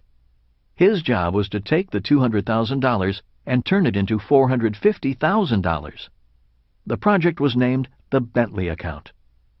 It took Tom about 8 months, but he finally called and said, "You can buy your Bentley." I then wrote a check and paid for the Bentley with the cash that had been created by my assets. The reason I needed the account traded up to $450,000 is because the extra $50,000 was to offset the taxes on the capital gains and the commission that Tom made. At the end of the day, I had my Bentley, and I still had the original $200,000. If I had just paid cash for the Bentley without trading the account, I would have lost my $200,000 in cash assets, and I would have lost an additional $75,000 due to the instant depreciation when I drove the car off the lot. In the chapter on Financial IQ number 2, Protecting Your Money, I wrote about how good brokers can make you rich and bad brokers make excuses. The Bentley account is an example of a good broker making me rich and happy, allowing me to afford the luxuries of life. So keep looking for a good broker if you don't already have one. At this point, it might be beneficial to remind you what an asset and a liability are. In my book, Rich Dad, Poor Dad, I define them simply as this. An asset is something that puts money in your pocket. A liability is something that takes money out of your pocket. There's nothing wrong with enjoying liabilities as long as you continue to pay yourself first and purchase them through the income generated by your assets. In the previous example, I used my assets to purchase my liability, and at the end of the day, I still had my asset and my Bentley. Budget tip number 4, spend to get rich.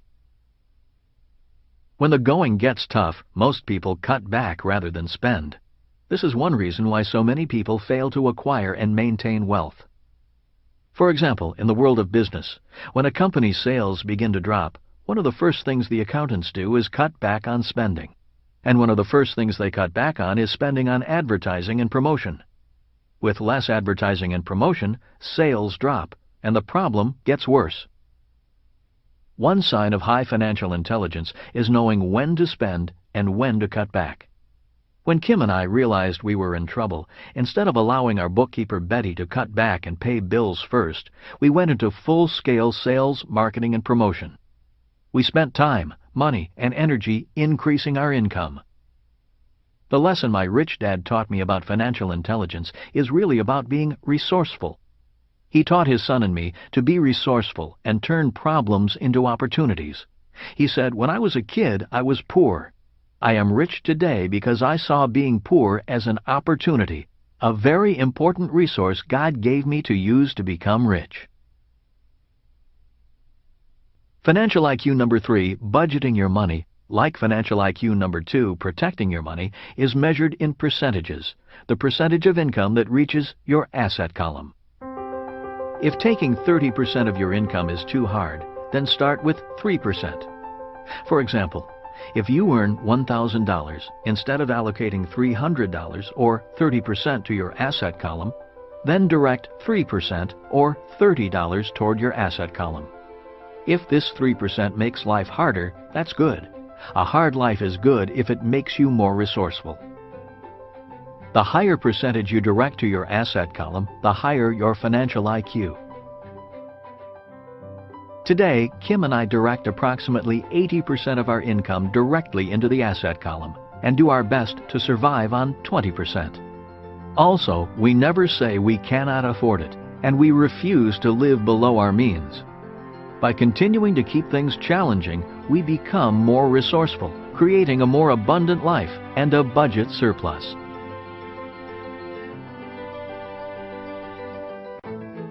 Chapter 6.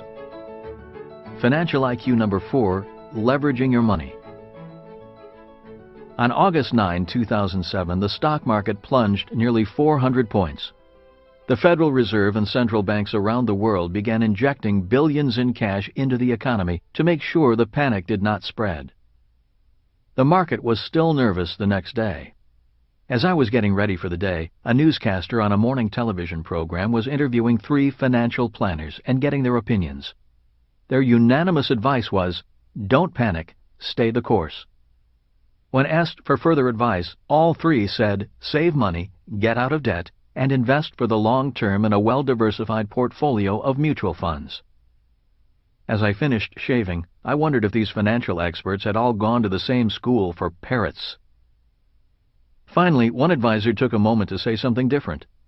She began by condemning the real estate market for causing the mess in the stock market, blaming greedy investors, unscrupulous real estate agents, and predatory mortgage lenders for causing the subprime mortgage mess, which led to the crash in the stock market.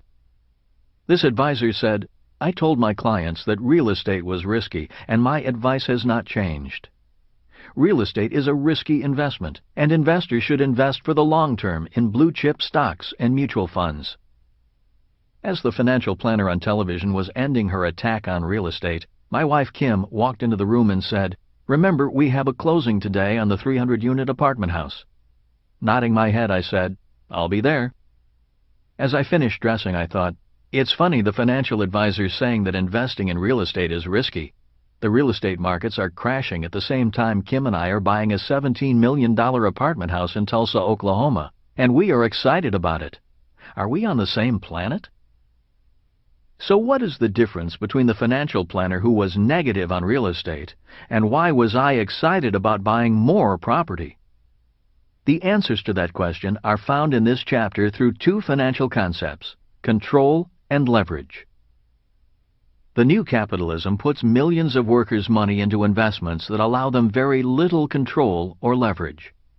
Because I have control over my investments, I am not as affected by market crashes. Because I have control, I am confident about using a lot more leverage. So what is leverage? In very simple terms, the definition of leverage is doing more with less. A person who puts money in the bank, for example, has no leverage. It's the person's money. $1 in savings has a leverage factor of 1 to 1. The saver puts up all the money. For my investment in the 300-unit apartment house, my banker put up 80% of the $17 million real estate investment. By using my banker's money, my leverage is 1 to 4. For every dollar I invest in the deal, the bank lends me $4. So why did the financial planner on TV say that real estate was such a risky investment? Once again, the answer is control. If an investor lacks the financial intelligence to control the investment, the use of leverage is very risky. Since most financial planners put people into investments where they have no control, they should not use leverage. Using leverage to invest in something you do not control would be like buying a car without a steering wheel and then stomping on the gas pedal. Most of the people being hurt by the real estate meltdown are people who were counting on the real estate market to keep going up and increasing their home's value. Many people borrowed money against their inflated home value. Now their home may be worth less than what they owe. They have no control over the investment and are at the mercy of the market. The value of my $17 million apartment house is not based upon the price of the building. While price is important, I'm not counting on the price of the building going up due to some magical, unseen market condition. That is why the booms and busts of the markets do not concern me that much. The value of my apartment house is based upon the rent my tenants pay. In other words, the true value of the property is the value my tenants think the property is worth. If a renter thinks the apartment is a good value at $500 a month, that is the property's value. If I can increase the perceived value of my property to my tenants, I, not the market, have increased the value of the property. If I increase rents without an increase in perceived value, the tenant moves to the community down the street. The value of rental real estate, in this case my apartment houses, is dependent on jobs, salaries, demographics, local industry, and supply and demand of affordable housing. In a housing crash, the demand for rental units often goes up, which means demand and rents go up. If rents go up, the value of my rental real estate may go up, even if the value of residential real estate is coming down. There are 3 specific reasons why I'm not concerned about market crashes when it comes to the purchase of my 300-unit apartment house. One reason is because Tulsa, Oklahoma is an oil boomtown. High-paying jobs are plentiful. The oil industry needs workers, and transient workers need rental housing. The second reason is because a local college near the apartment house is doubling its number of students, but not the number of on-campus housing units, which increases demand for rental apartments. As many of you know, there is another baby boom, commonly referred to as the Echo Boomers, a generation just now entering college, which is 73 million strong. A majority of them will be renters. The third reason is because the fixed interest rate on the existing loan is very low. Low interest payments, lower expenses, and increasing income will increase property value, not market fluctuations. This means the 300-unit apartment house offers me both control and leverage. My job as an investor on this apartment house is to increase my leverage from 1 to 4 to possibly 1 to 10. That is, doubling the value of the property through operations, not the market. I can do this as long as I have control. Leverage is not risky. Many financial advisors will tell you that higher returns mean higher risk. In other words, leverage is risky. That is absolutely false. Leverage is only risky when people invest in assets that they have no control over. If a person has control, leverage can be applied with very little risk. The reason most financial advisors say that higher returns means higher risk is simply because they sell only investments that allow very little control. As mentioned above, my $17 million apartment house in Tulsa is a good investment to use leverage with because I have control over the operations, and the operations, that is, income collected through rents, determine the value of the investment. A house is not a good investment, and leverage is risky with a house because you do not control the value of the house. The value of a house is based on the market and the purchasing power of the currency it was purchased with. These things are out of your control. What is control? The major flaw in paper assets, such as savings, stocks, bonds, mutual funds, and index funds, is the lack of control. And because you have no control, it is difficult and risky to apply leverage. Because these paper assets offer very little control, it is difficult to get a bank to lend you any money to invest in these assets. Financial intelligence is the key to control. Financial intelligence is the key to control. Financial intelligence increases control, and financial IQ measures the financial returns of financial intelligence. Take the 300-unit Tulsa apartment house as an example. Number 1, the income column. The first step after acquiring the property is to increase the rent. The property is already profitable and cash flows with existing rents. In other words, I am already making money from day one. Even so, the objective or business plan is to raise the rent per unit to an additional $100 a month over the next 3 years by the following means. Raising the existing rents that are under market. Installing washers and dryers in all the units and charging extra for rent. Completing improvements to the property like landscaping and new paint. All of these can be completed by using the bank's money, not mine. When we provided the bank our business plan, these improvements were part of it and were factored into the total loan amount. Multiplying 300 units by $100 over 3 years, this increases the entire project's monthly income by $30,000 a month, or an additional $360,000 a year. This increase in income is an example of control and leverage. If the plan works, 3 years from now my financial IQ number 4, leverage, will be infinite because the increase in income will be achieved by no additional capital from investors, just good knowledge of how to manage the asset, control, to higher and higher profitability. The increase in financial IQ is infinite because the increase in income will be achieved by using investor control and the bank's money. Number 2, the expense column. The next controllable objective is to lower expenses. This is done in different ways. One specific example is by reducing labor costs through reduced administrative costs. Since we own other properties, many costs can be brought back to the main company. These are sometimes called back office expenses. They are the cost of accountants, bookkeepers, attorneys, and administrative staff. Other expenses that can come down are insurance, property taxes, water consumption, maintenance, and landscaping through better cost management and economy of scale. Also, expenses can be reduced and income can go up by keeping turnover low, the time it takes to re-rent an apartment. For example, the moment a tenant informs the management company that he or she is leaving, an ad is run advertising the apartment's availability. Once vacated, the cleaning crew comes in that day and the apartment is ready to show to a potential new tenant that night. And in many cases, an apartment is rented before the existing tenant even moves out. Obviously, many incompetent investors fail to reduce expenses and actually increase them, making the property a bad investment. Often they fail to manage the quality of tenants and the attractiveness of the property because they are trying to save money. In most cases, the property goes down in value.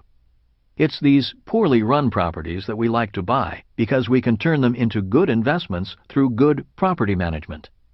In other words, we make good money from bad investors. Property management is a key control. As you know, property management is one of the keys to profitability of real estate. Property management is a key control. Like most investors, I hate property management. That is why I have Ken McElroy, author of the ABCs of Real Estate Investing, as a partner. His company is absolutely the best.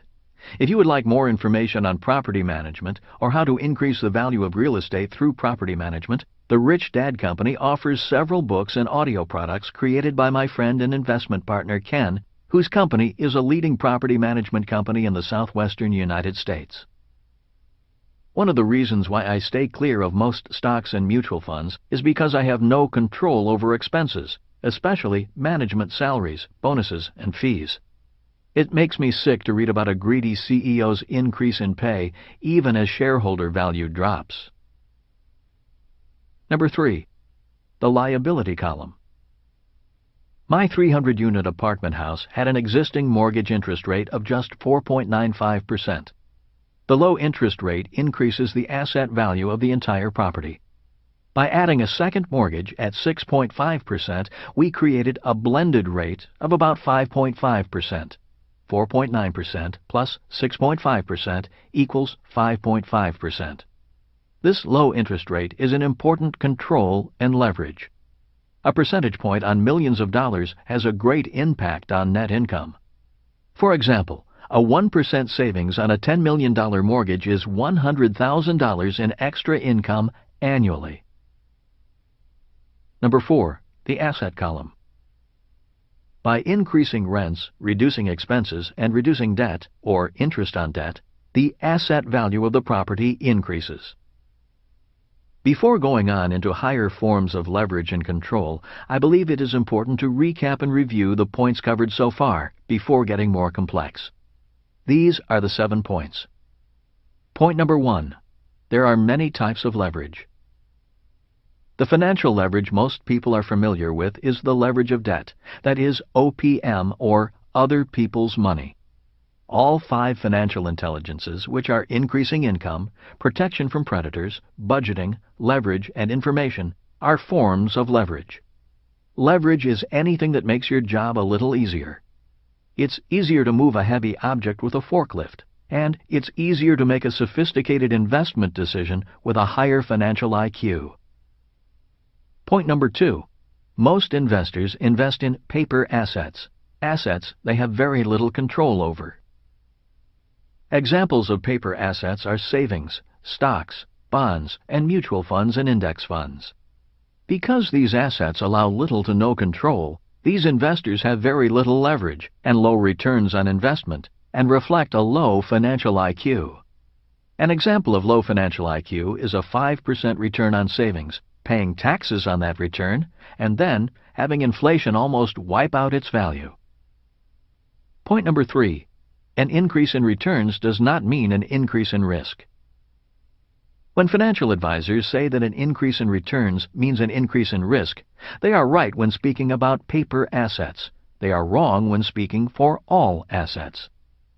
Assets, such as a business or real estate, require more financial intelligence, allow for more financial control, and permit a higher degree of leverage with very low risk. The key to low risk is higher financial intelligence. This is why I recommend that people start small and stay small as they allow their financial intelligence to increase. With an increase in financial intelligence, their returns on their investments increase. Point number 4.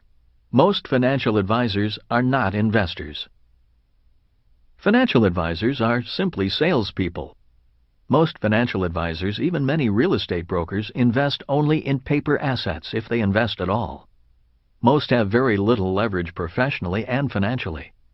In many cases, their professional and financial leverage ratios are 1-to-1. A 1-to-1 professional ratio means they get paid for their work and only their work. A day's pay for a day's work. As a business owner, I have thousands of people working to assist me. As an investor, like in the example of the Tulsa apartment house, I have 300 tenants helping me pay for my investment, the bank lending me $4 for every one of my dollars, and the tax department giving me tax breaks on my income. These are examples of different types of leverage. Point number 5. Financial education increases financial intelligence. Most people invest in paper assets, such as savings, stocks, bonds, and mutual and index funds, because they do not need or want control. All they want is to turn their money over to an investment advisor who hopefully does a good job, out of sight, out of mind. If people want more control, the first thing they need to control is their financial education, which increases their financial intelligence and hopefully increases their financial controls and leverage ratios. Point number 6. Leverage can work in 2 ways. Leverage can make you rich, and leverage can make you poor. This is why leverage requires financial intelligence and financial controls.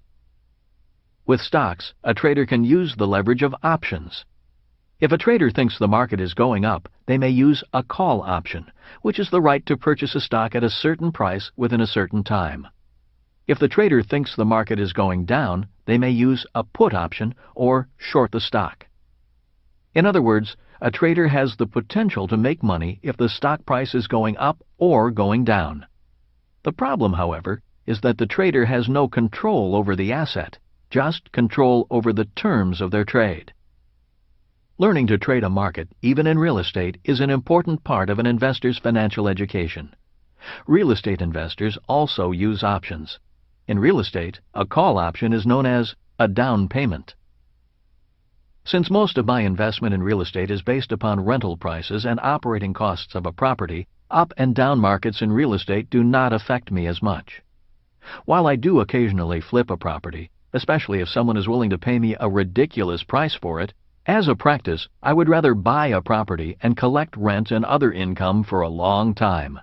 Then I look for another property to buy and hold. Point number 7. When most financial advisors recommend diversification, they are not really diversifying.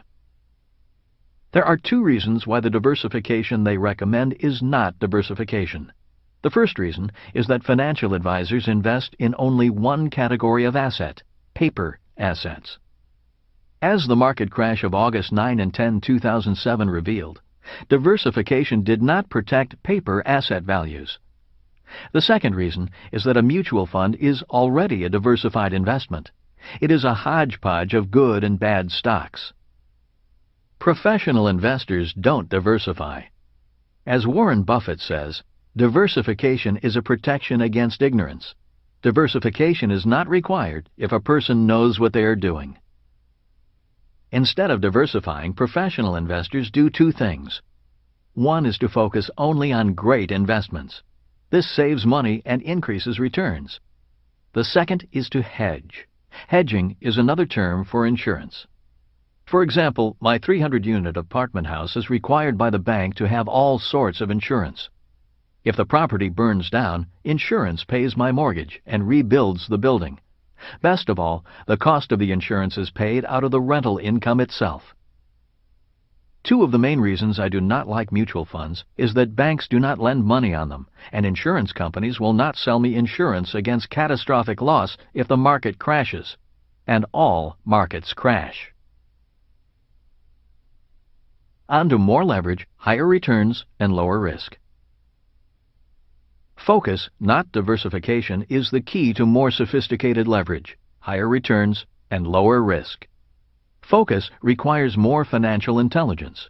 Financial intelligence begins with knowing what you are investing for.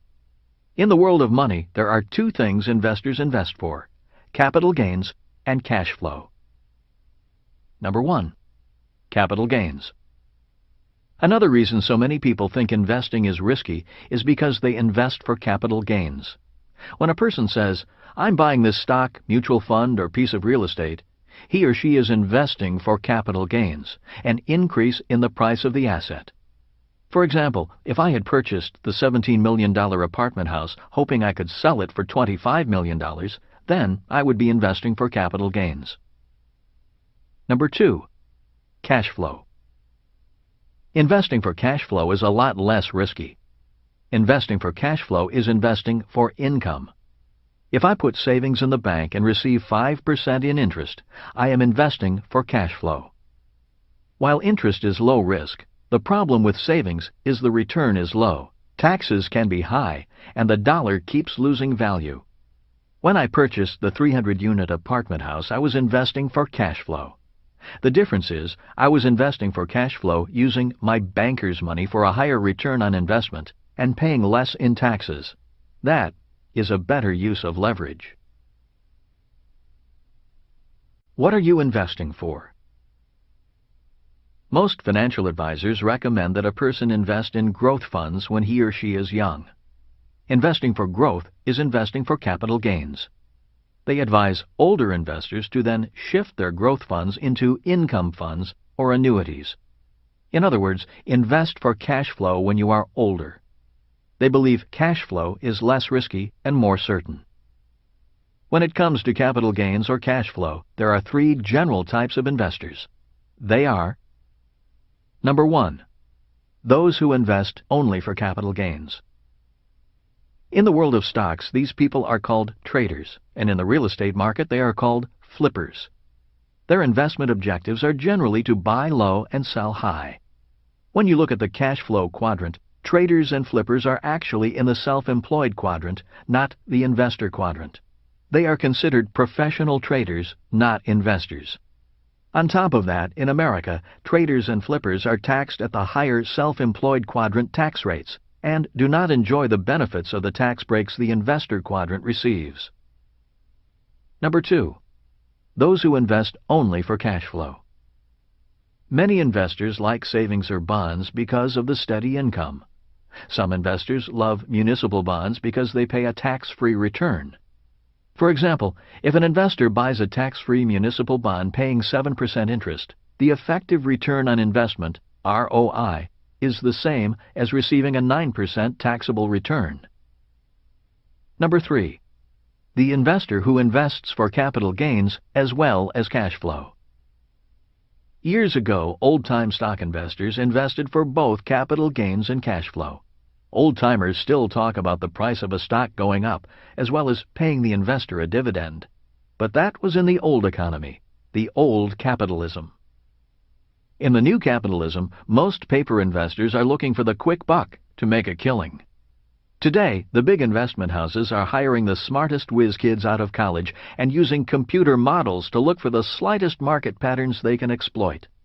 For example, if the computer picks up a 1% differential, let's say in tech stocks, the investment house will bet millions of dollars hoping to gain 1% on millions of dollars in a few hours. This is very high leverage and very risky. These computer models also cause a lot of the volatility in the markets. When the stock market announces that program trading has been halted, it is talking about these computer programs being halted. The markets crash if the computers say sell. If the computers say buy, the markets boom, and then they crash. In other words, prices can go up or down for no fundamental or business reasons at all. A stock price may have no relationship to the value of the company because the computers created an artificial supply or demand. As an old-time investor in this new era of capitalism, I must be smart enough to invest for capital gains, cash flow, leverage of debt, and tax advantages, as well as be above the turmoil the whiz-kids and computers cause in the marketplace. There are three components to being a good real estate investor. They are, number one, good partners. As Donald Trump says, you cannot do a good deal with bad partners. This does not mean bad partners are bad people. They may just be bad or wrong partners for you. For this 300-unit apartment house project to work, I must be sure I have good partners. Number two, good financing. Real estate is primarily a function of financing. Many people say, location, location, location. I say, financing, financing, financing. If you can secure good financing, the deal works. If you have bad financing, the deal will not. To illustrate my point, let's say the seller says, I want $35 million for my $17 million apartment complex. If the seller lets me finance the $35 million purchase price at $1 a month for 30 years with a balloon payment of $35 million at the end of the term, I would take the deal and give the seller the asking price. At $1 a month for 30 years, I can afford to pay $35 million for a $17 million property. As they say in the world of finance, I'll give you your price if you will give me my terms. Number three, good management. One of the reasons for my confidence in the $17 million 300-unit property is that I have good partners.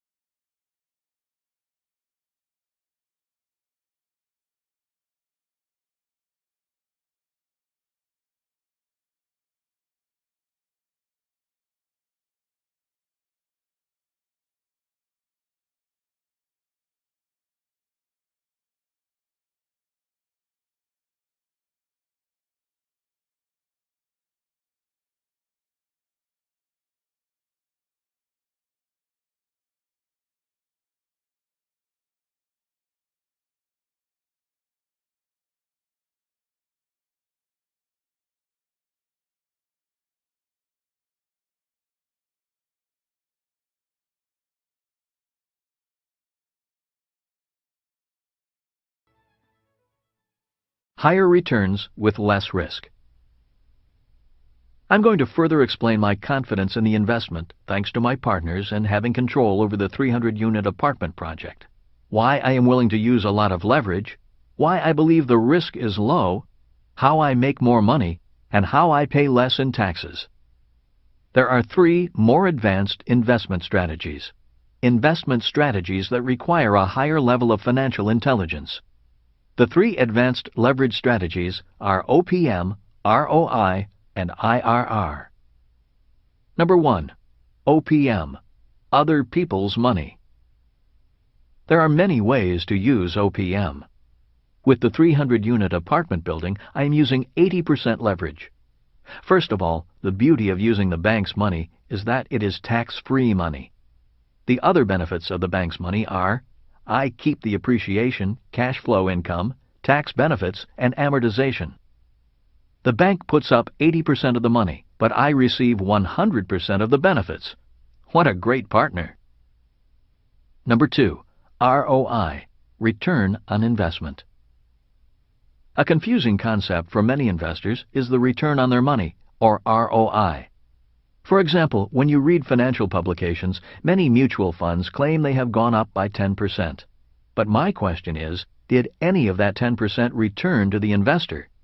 And how did they measure that 10%?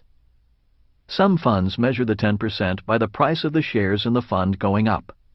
For example, if a year ago the price per share in the fund was $10, and today it's $11, they can claim a 10% return.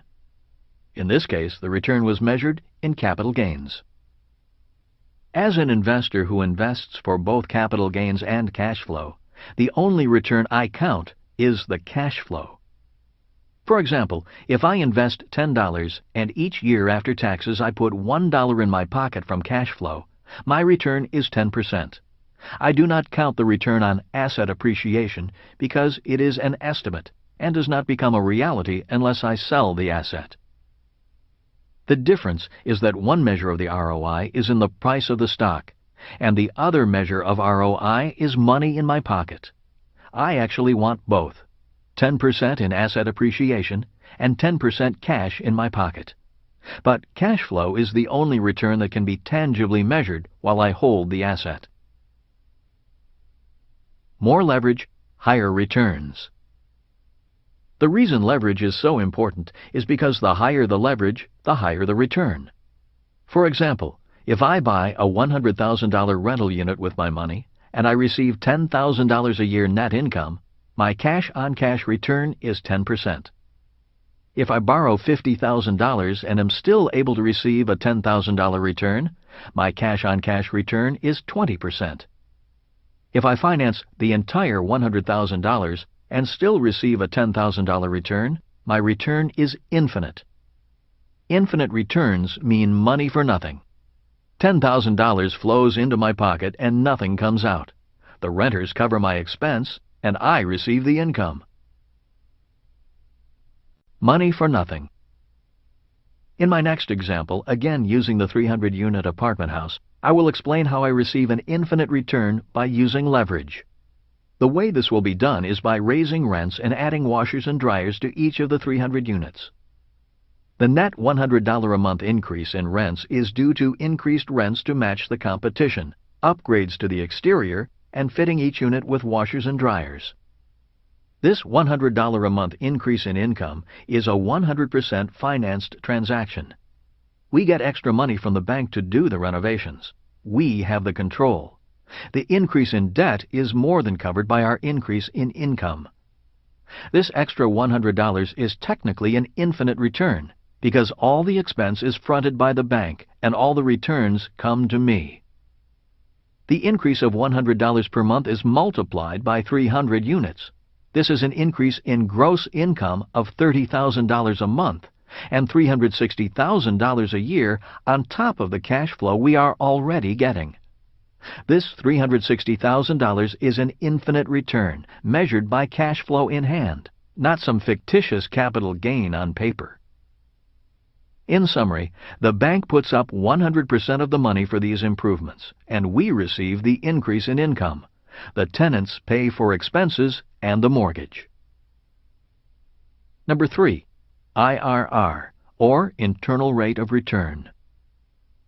One of the more complex, sophisticated, and often confusing measures of ROI is the internal rate of return. If investors really know what they are doing, they can increase their ROI by understanding IRR. In overly simplified terms, internal rate of return, IRR, measures the other returns and other leverage that a well-controlled investment can provide. The first example of IRR is passive income. Most people understand that gross rents are part of the income column. Yet IRR also measures other forms of income. Passive income is subject to lower tax rates than earned income. In the U.S., passive income is not subject to Social Security or self-employment taxes. In other words, these taxes do not show up as expenses in the expense column, which is technically a gain in income. The second example of IRR is depreciation. In the U.S., the tax department gives some investors an additional income that actually looks like an expense. This income is known as depreciation. Another term for depreciation is phantom income. The reason it is phantom income is because it's income that shows up somewhere else. For example, let's say my tax bill is $1,000. The IRS may allow me to depreciate my investment by $200, allowing me to pay only $800 in taxes. This additional $200 is phantom income, or money I did not have to pay. It is $200 that remains in my pocket, instead of going to the government. Depreciation is allowed for such things as refrigerators, ceiling fans, carpet, furniture, and other items that decline in value with age. A tax accountant can explain this to you if you own a business or real estate. There is no such thing as depreciation for paper asset investors. A third example of internal rate of return is amortization, which is a fancy word for paying off debt on a scheduled basis. When you have good debt that someone else, such as a renter, pays for you, amortization becomes income to you. In other words, as a tenant pays down my debt, that payment is technically income to me. Income that is paid to reduce my debt as my cash stays in my pocket, ready for the next great investment opportunity to come my way. Additionally, while my tenant is paying down my debt, I still receive all the tax benefits associated with my investment. A fourth example of IRR is appreciation. Appreciation is the increase in asset value. This is also income to you. This is not appreciation based upon some appraiser's idea of an increase in sales price based on comparative sales in the area. The way I measure appreciation is by the actual increase in income to my income column. For example, the increase of $360,000 in income from my 300-unit apartment house is measurable. This is not an exact method for defining IRR, but it gives you an idea how an investor can increase his or her return on investment far higher than most investors can receive from paper assets. At least you have an idea of what an IRR is. I would guess 95% of investors have never heard of internal rates of return. So you are now smarter and sharper than 95% of the investors out there. The exit strategy. The beauty of the exit strategy on the 300-unit apartment house is once again the use of leverage to become even richer. Instead of selling the property and facing substantial capital gains taxes on the profit, we pull out the money by refinancing. We are able to do this because we have increased the value of the property through our improvements in management. The bank recognizes this increase in value, and we are able to borrow against it. By leveraging the property's value, we pull money out of the property tax-free, and the improved operations more than cover the higher mortgage payment through higher income. By borrowing rather than selling, we get our down payment back tax-free, and we get to keep the asset. At this point, the property's income is an infinite return because we have no money invested in the deal, yet we receive the income. This is the ultimate leverage. Let's say after 5 years we are able to refinance the property and pull out $4 million tax-free. The $4 million refinanced dollars go to the investors and pay back all initial equity and then some. Even better, we still maintain control over the 300 units, and the increased mortgage payment of $280,000 is paid for by the $360,000 increase in income. The $360,000 increase in rental income minus $280,000 in increased interest expense leaves a net $80,000 in passive income. This $80,000 is an infinite return because the investors have received back their initial investment yet still receive cash flow. It is free money. The investors get $4 million back and move on to purchase another apartment house. This is an example of using control and leverage. This is an example of getting rich according to the rules of the new capitalism. Capitalism based on the use of debt to become richer. Rather than working hard to get out of debt, as those who follow the rules of old capitalism do, we work hard to find ways to get into more good debt and use more leverage. Starting with nothing. To some of you, a $17 million 300-unit apartment building sounds like a big investment. 10 years ago, buying a 300-unit apartment seemed big to Kim and me. 10 years from now, I am certain it will seem like a small investment. Kim, Ken, and I are already planning much bigger projects to take on. Donald Trump and I are looking at a massive project not far from my home, a project we will break ground on in 10 years. I mention the size and dollar amounts of projects to make 3 points. Number 1. Being born poor and financially uneducated does not mean you cannot become rich. Very few people are born rich enough to buy a $17 million apartment complex, and no one is born smart enough to acquire, finance, and manage a 300-unit apartment complex by themselves. In other words, not having any money or financial education isn't an excuse not to get started. Number 2. Start small and take baby steps. In 1989, Kim's first investment was a $45,000 two-bedroom, one-bath home in Portland, Oregon. She put $5,000 down and made $25 a month. She was extremely nervous when she took her first step. Today, a $17 million apartment house is boring to her. She is ready for bigger projects. Number 3. Dream big. Most of us know that a child must be allowed to dream. The same is true for adults. As a couple, Kim and I have big dreams. Our dreams keep our marriage rich, young, and fun. Bigger investment projects keep us learning together, operating as a team, and growing together rather than growing apart. Instead of living below our means, we dream big, learn, and invest carefully in order to go beyond our means. It's not just about money, it's about life. In conclusion, on August 9 and 10, 2007, as the markets of the world crashed, many people had no idea what the crash meant. Most people have no idea how it will affect their lives. Most people have no idea how the rule changes back in 1971 and 1974 have affected their lives. Today, even in the richest country in the world, the U.S., millions of educated, hard-working people are earning less, even if they are paid more, saving money that is losing value, clinging to their homes as their value declines, and using credit cards to pay their bills. To make matters worse, because of a market crash, millions of educated, hard-working people think that investing is risky, and to attain higher returns means you have to take on greater risks. There are only a few people who know that the key to leverage is control, and the key to control is financial intelligence.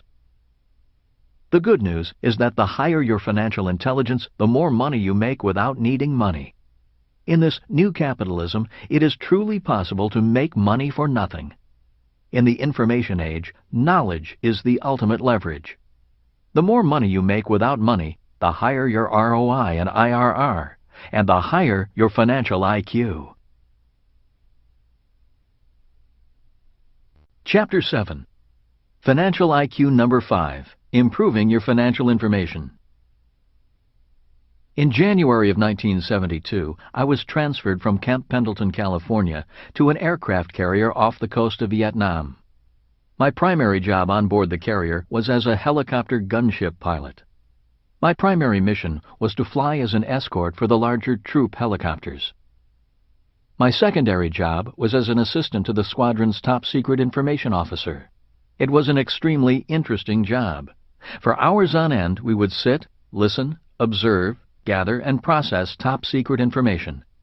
At regular intervals during the day and the night, we gave briefings to the commanding officer and his team. Our job was to take raw data from the war and turn it into relevant information. As an information officer, I gained a tremendous respect for information. Prior to Vietnam, I never thought much about the subject.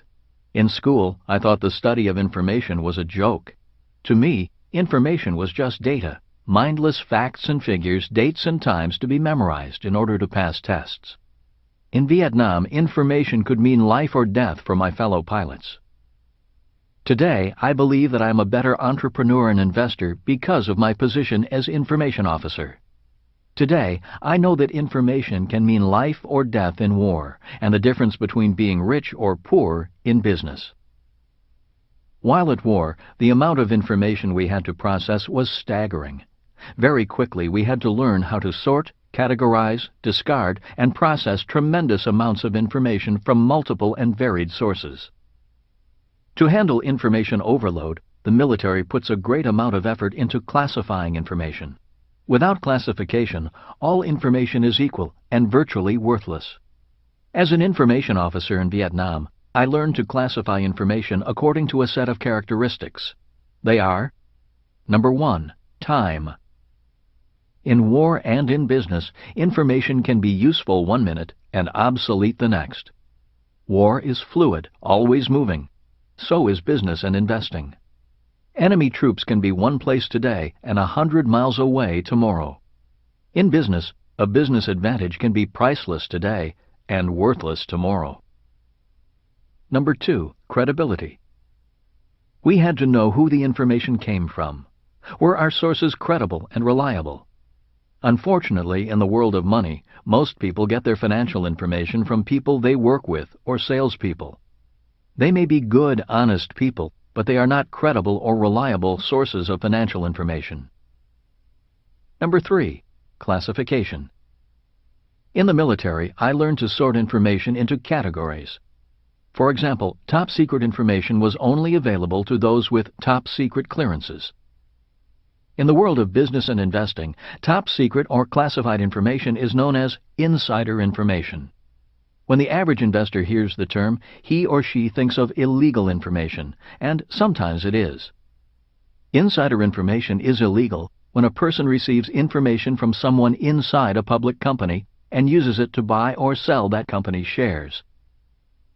In reality, all information is inside information. A more important question is, how far from the inside are you?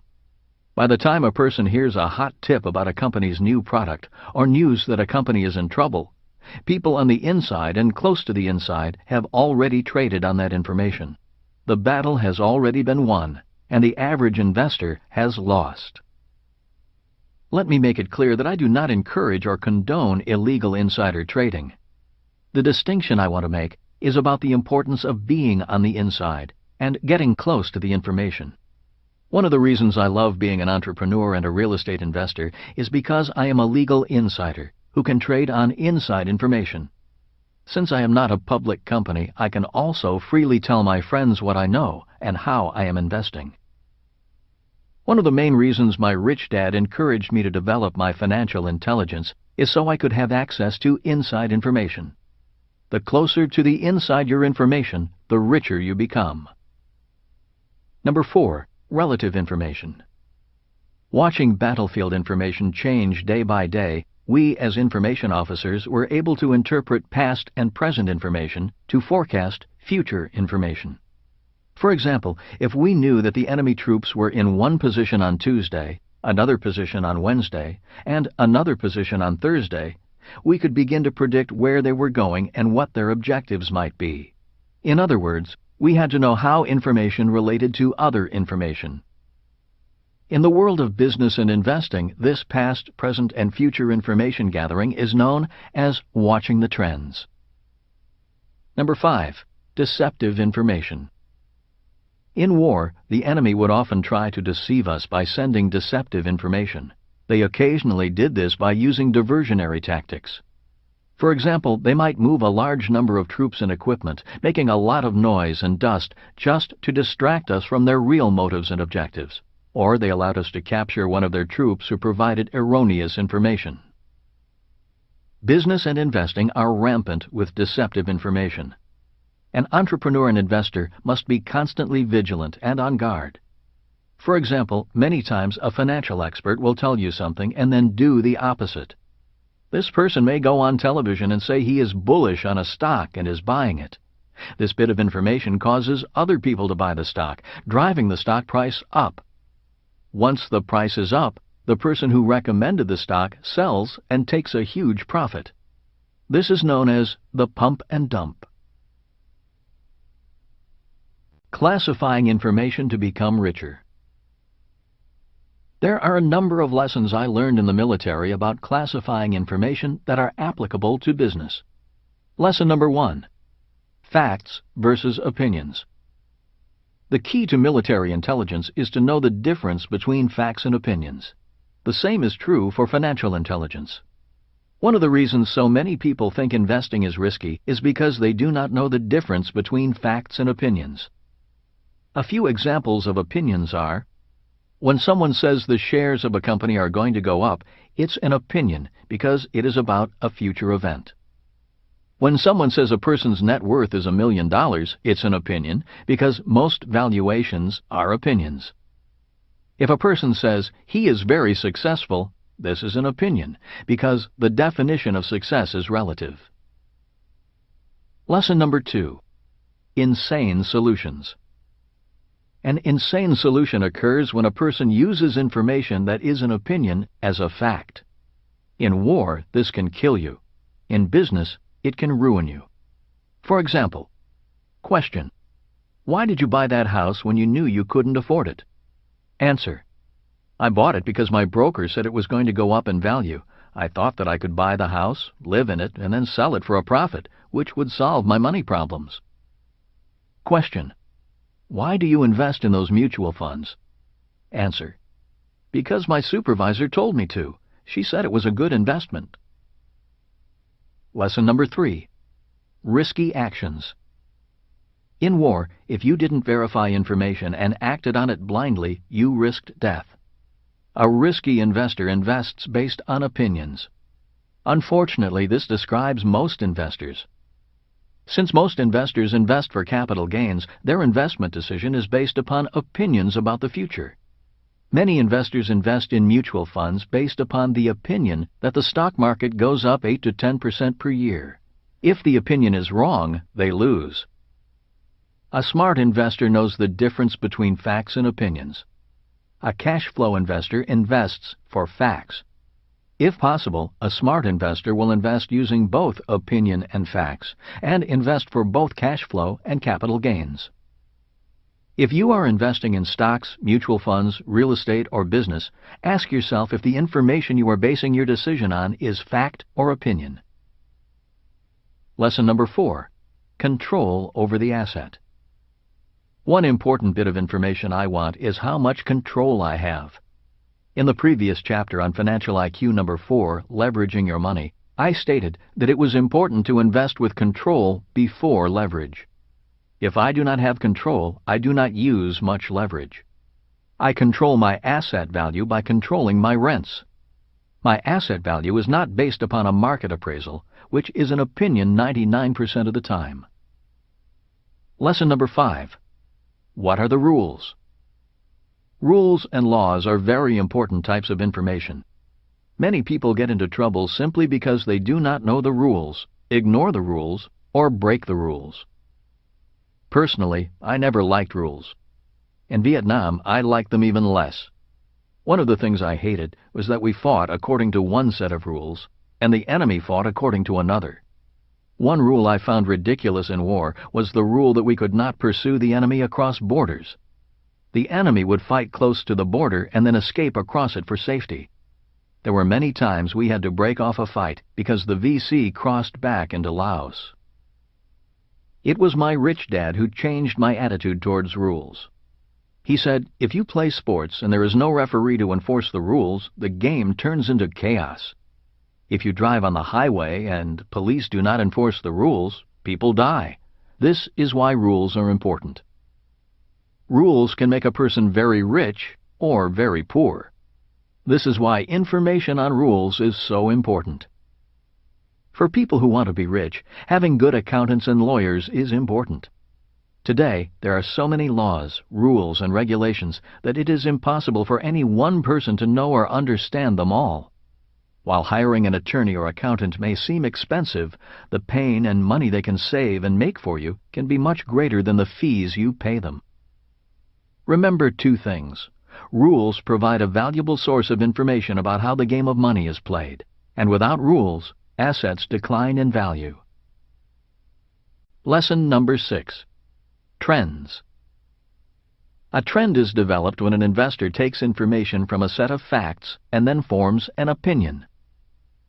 Instead of diversifying, I prefer to focus on a few small assets, notice a trend, and invest with the trend. Since I know a trend can reverse and change direction, I do not blindly invest for the long term. Some of the trends I am investing in today are trends in oil. As you know, the more China, India, and Eastern Europe become westernized, the more the demand for oil goes up. Even with the rush to find alternative sources of power, oil will continue to be a primary source of power for years to come. As much as I do not like the environmental damage oil causes, The harsh reality is we all use it, even the most devoted environmentalists. I believe the long-term trend for the price of oil is up, possibly as high as $200 a barrel in the near future. This high price will have serious repercussions upon the world economy, which will later lead to other trends worth following as alternative energy technology, such as solar power, makes advances. Trends in silver. I believe silver is the best investment in 2007. I believe it is a better investment than oil. There are two reasons I say this. The first reason is because silver is a consumable industrial metal. This means it's used up. Silver is the metal of choice for electronics. It is used in computers, cell phones, television sets, and other gadgets. It is estimated that 95% of all silver is already consumed. It is becoming scarcer. Gold is different. It is estimated that 95% of all gold ever found is still around. Instead of being consumed as silver is, gold is hoarded. In many ways, this makes silver more valuable than gold. The second reason is because silver is also a precious metal, a form of money.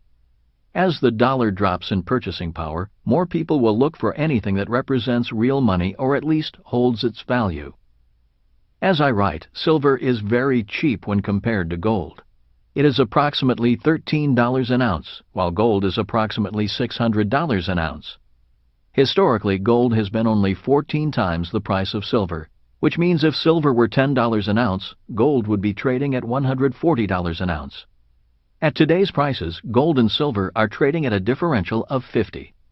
To me, based on historical trends and the fact that silver is a consumable metal, it has a greater opportunity to go up in price.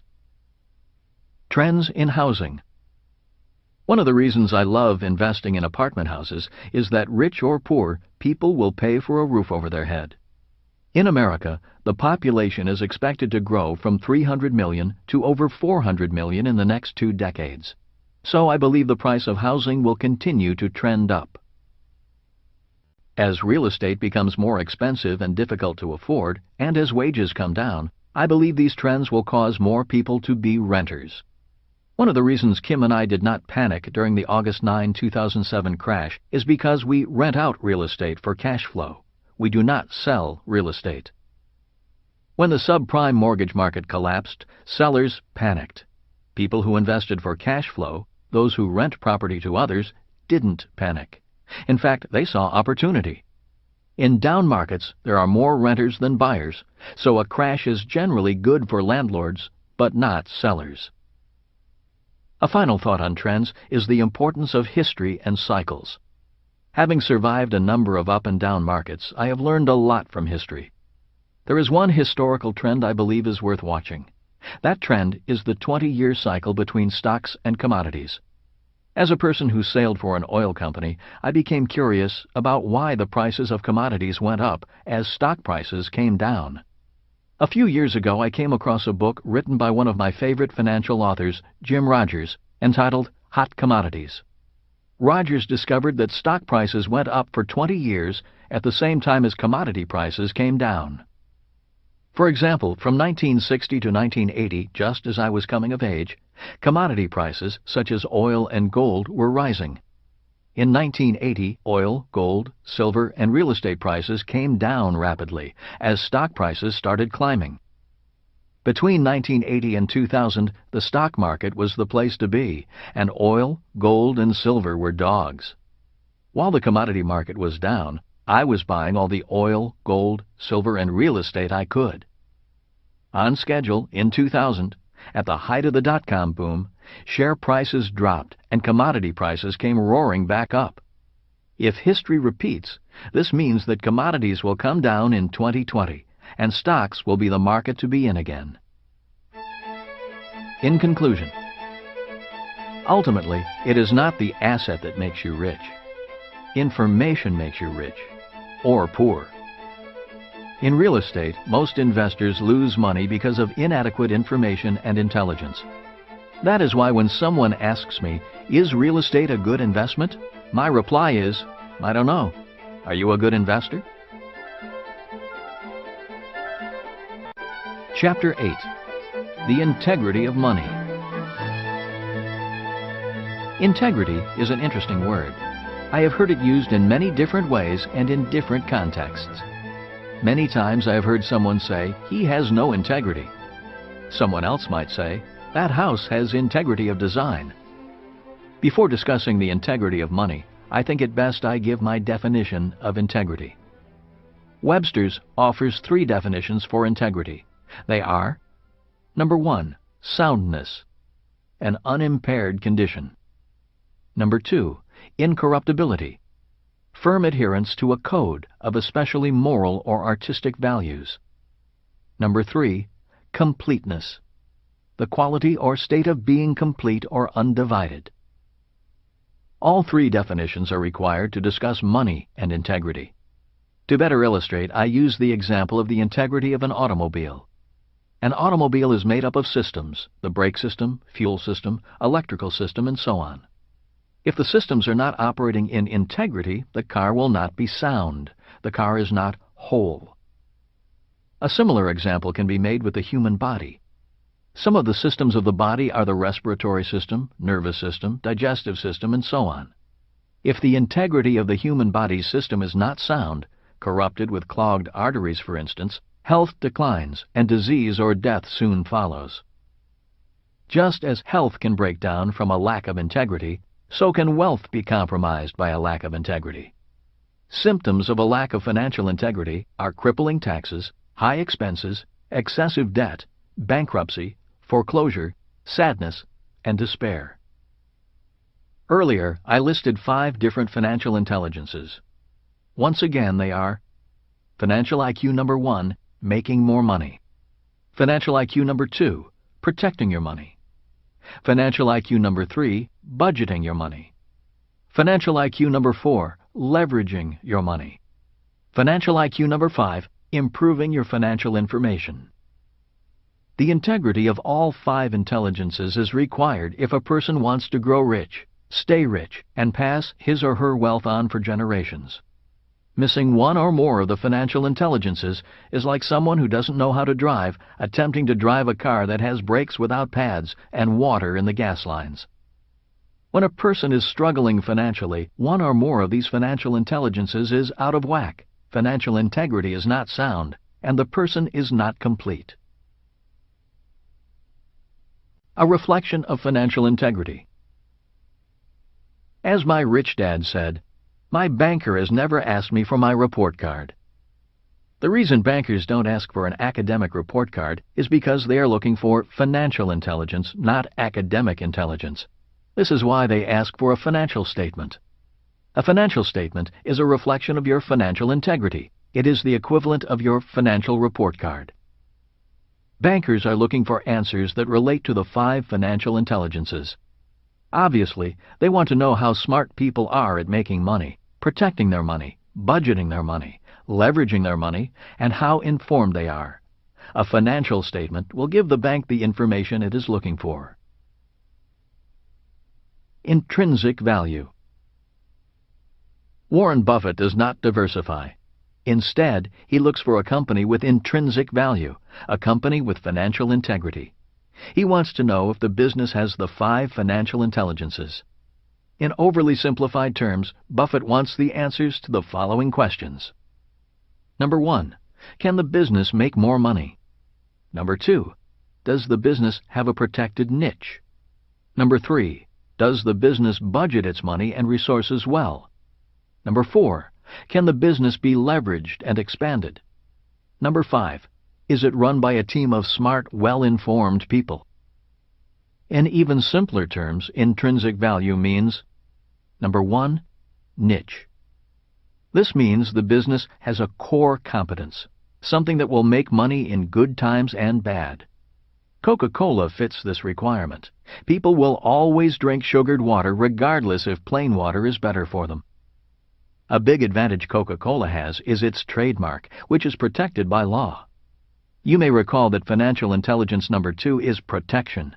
In this case, Warren likes this product because it's a product that is a legally protected brand, not just a commodity. A well-recognized brand, protected and defended from pirates, increases Coca-Cola's intrinsic value. The brand Rich Dad is a trademark, protected by law in every country we do business in. Being a brand gives my business greater intrinsic value. Many authors write books but fail to build a brand. As you know, Harry Potter is a mega brand. So is Donald Trump. If you are not a brand, you are a commodity. Brands have more intrinsic value, and to maintain this value, a brand must be true to its message and customers. A few years ago, a large mutual fund company approached me and asked if I would endorse its fund. Although the fee it would have paid me was very high, I turned the offer down. In my mind, endorsing a mutual fund would not be true to the Rich Dad brand. To me, it would have shown a lack of integrity, which would diminish the brand's intrinsic value. Number 2. Leverage. This point separates the small business owners from the big business owners. For example, if I am a doctor, it is hard for me to leverage my value if my patients come only to see me. But if that same doctor invented a new cure or kind of medicine, then that doctor's medical intelligence can be leveraged via a product. The world is filled with small business owners and professionals who are not able to leverage because they are the product. Most employees fall into this category. Number 3. Expandability. Once a product or business can be leveraged, the next question Warren wants to know is, how far can the leverage be expanded? Warren loves Coca-Cola because its leverage is expandable throughout the world. Warren says, every time someone in the world drinks a Coke, I make a little money. When I wrote Rich Dad, Poor Dad, the book was my leverage. Instead of my teaching in person, my book and my games could now do the teaching. The next task was to expand the product into different countries by printing the books and games in different languages. This was done by licensing the rights to produce Rich Dad products to businesses in different parts of the world. Instead of having my company print, inventory, and distribute my products, there are now publishers in 109 countries that do that for me. This is my example of leverage and then expandability. Number 4. Predictability. What Warren Buffett wants to know is how predictable revenue is.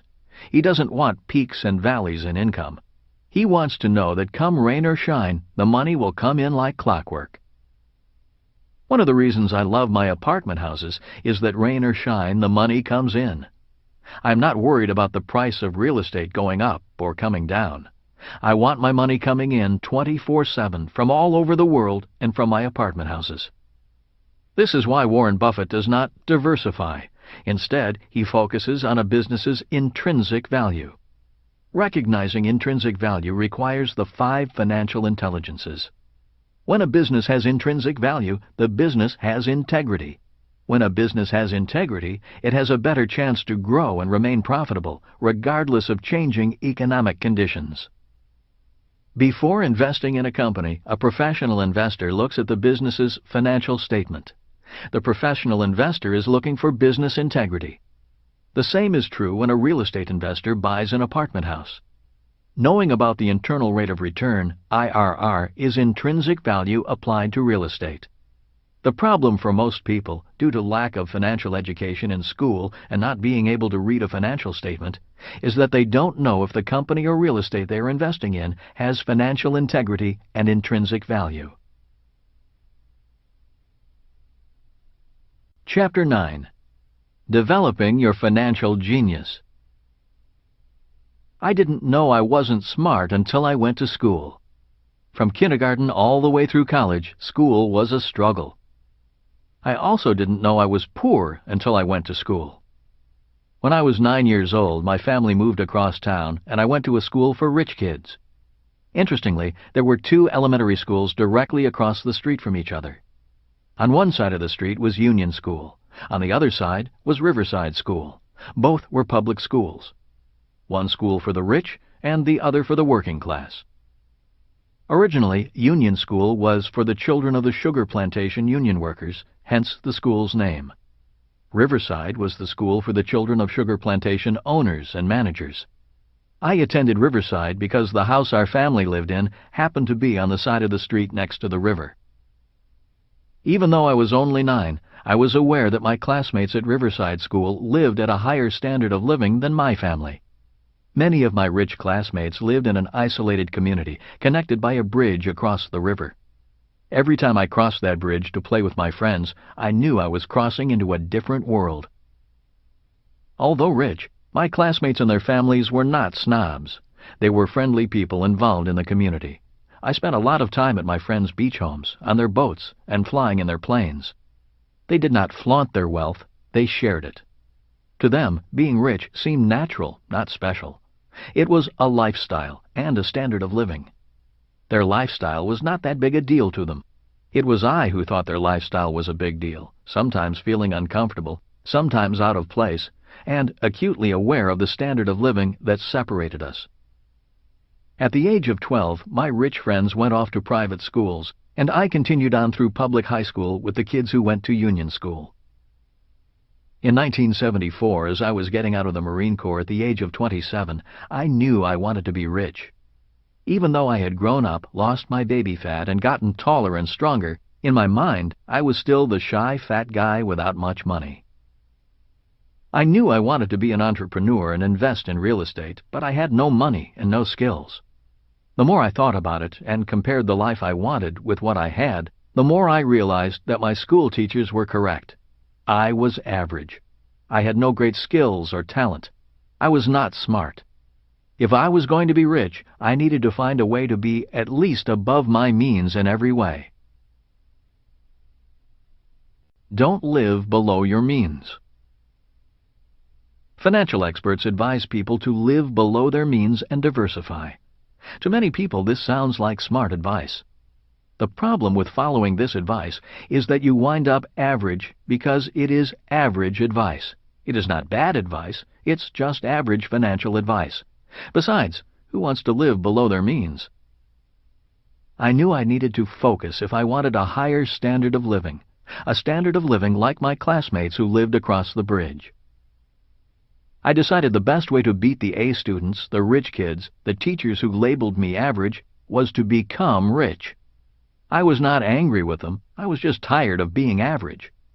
I realized I could become richer than most people because when it came to money, most people were following below-average financial strategies and advice.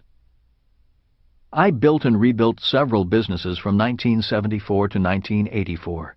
I was determined to become an entrepreneur. Just like a baby who stands and falls a number of times before learning to walk, I stood and fell a number of times before walking as an entrepreneur. From 1984 to 1994, I became an educational entrepreneur because I became interested in how people learn. Although I disliked school, I enjoyed learning. Also, I wanted to know why I always felt stupid in class. During those 10 years, Kim and I built an education company that taught entrepreneurship and investing from our offices in Australia, Canada, New Zealand, Singapore, and the U.S.